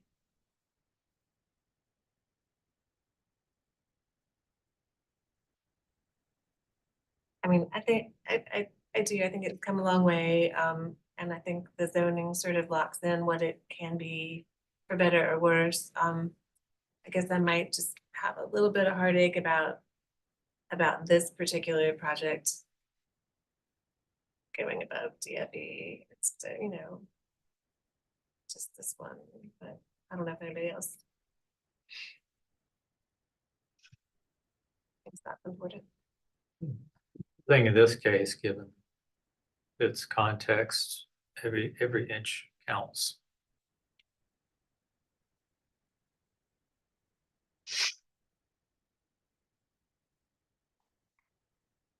And you have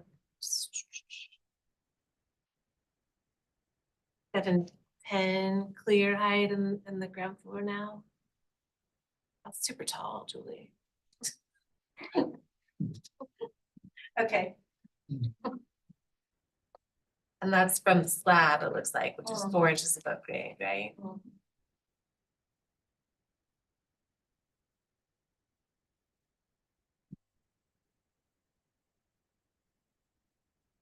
What was the comment at the last motion to reduce it by some 6 particulars? inches. 6 inches, and it was at 8 feet. I needed 2, we're at 4, we're at a delta of 4 now.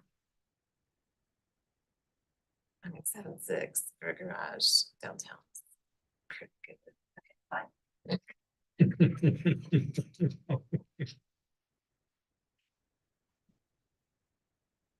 Anything else?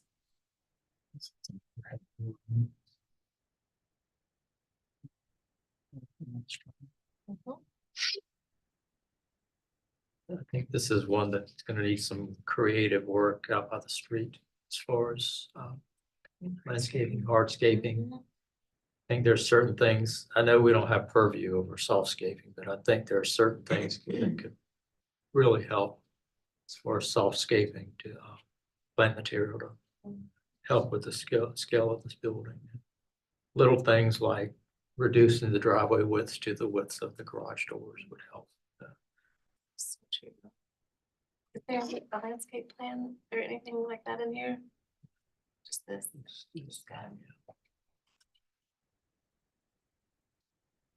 All right, well. What about a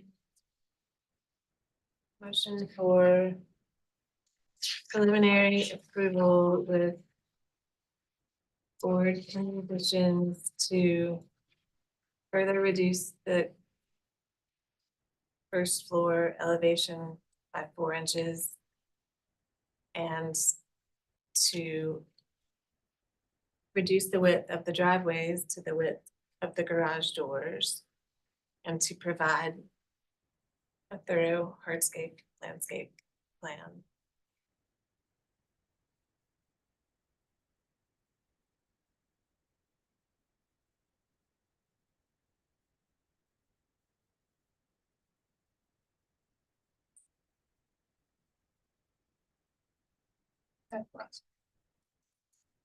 All right, I've got a motion on the floor for preliminary approval with some board comment. Did you say final review by staff? Preliminary approval, with board comment to further reduce the first floor elevation by 4 inches. 2, reduce the width of the driveway to the width of the garage doors. And 3, provide a thorough landscape hardscape plan and final review by staff. Do I have a second to Julia's motion?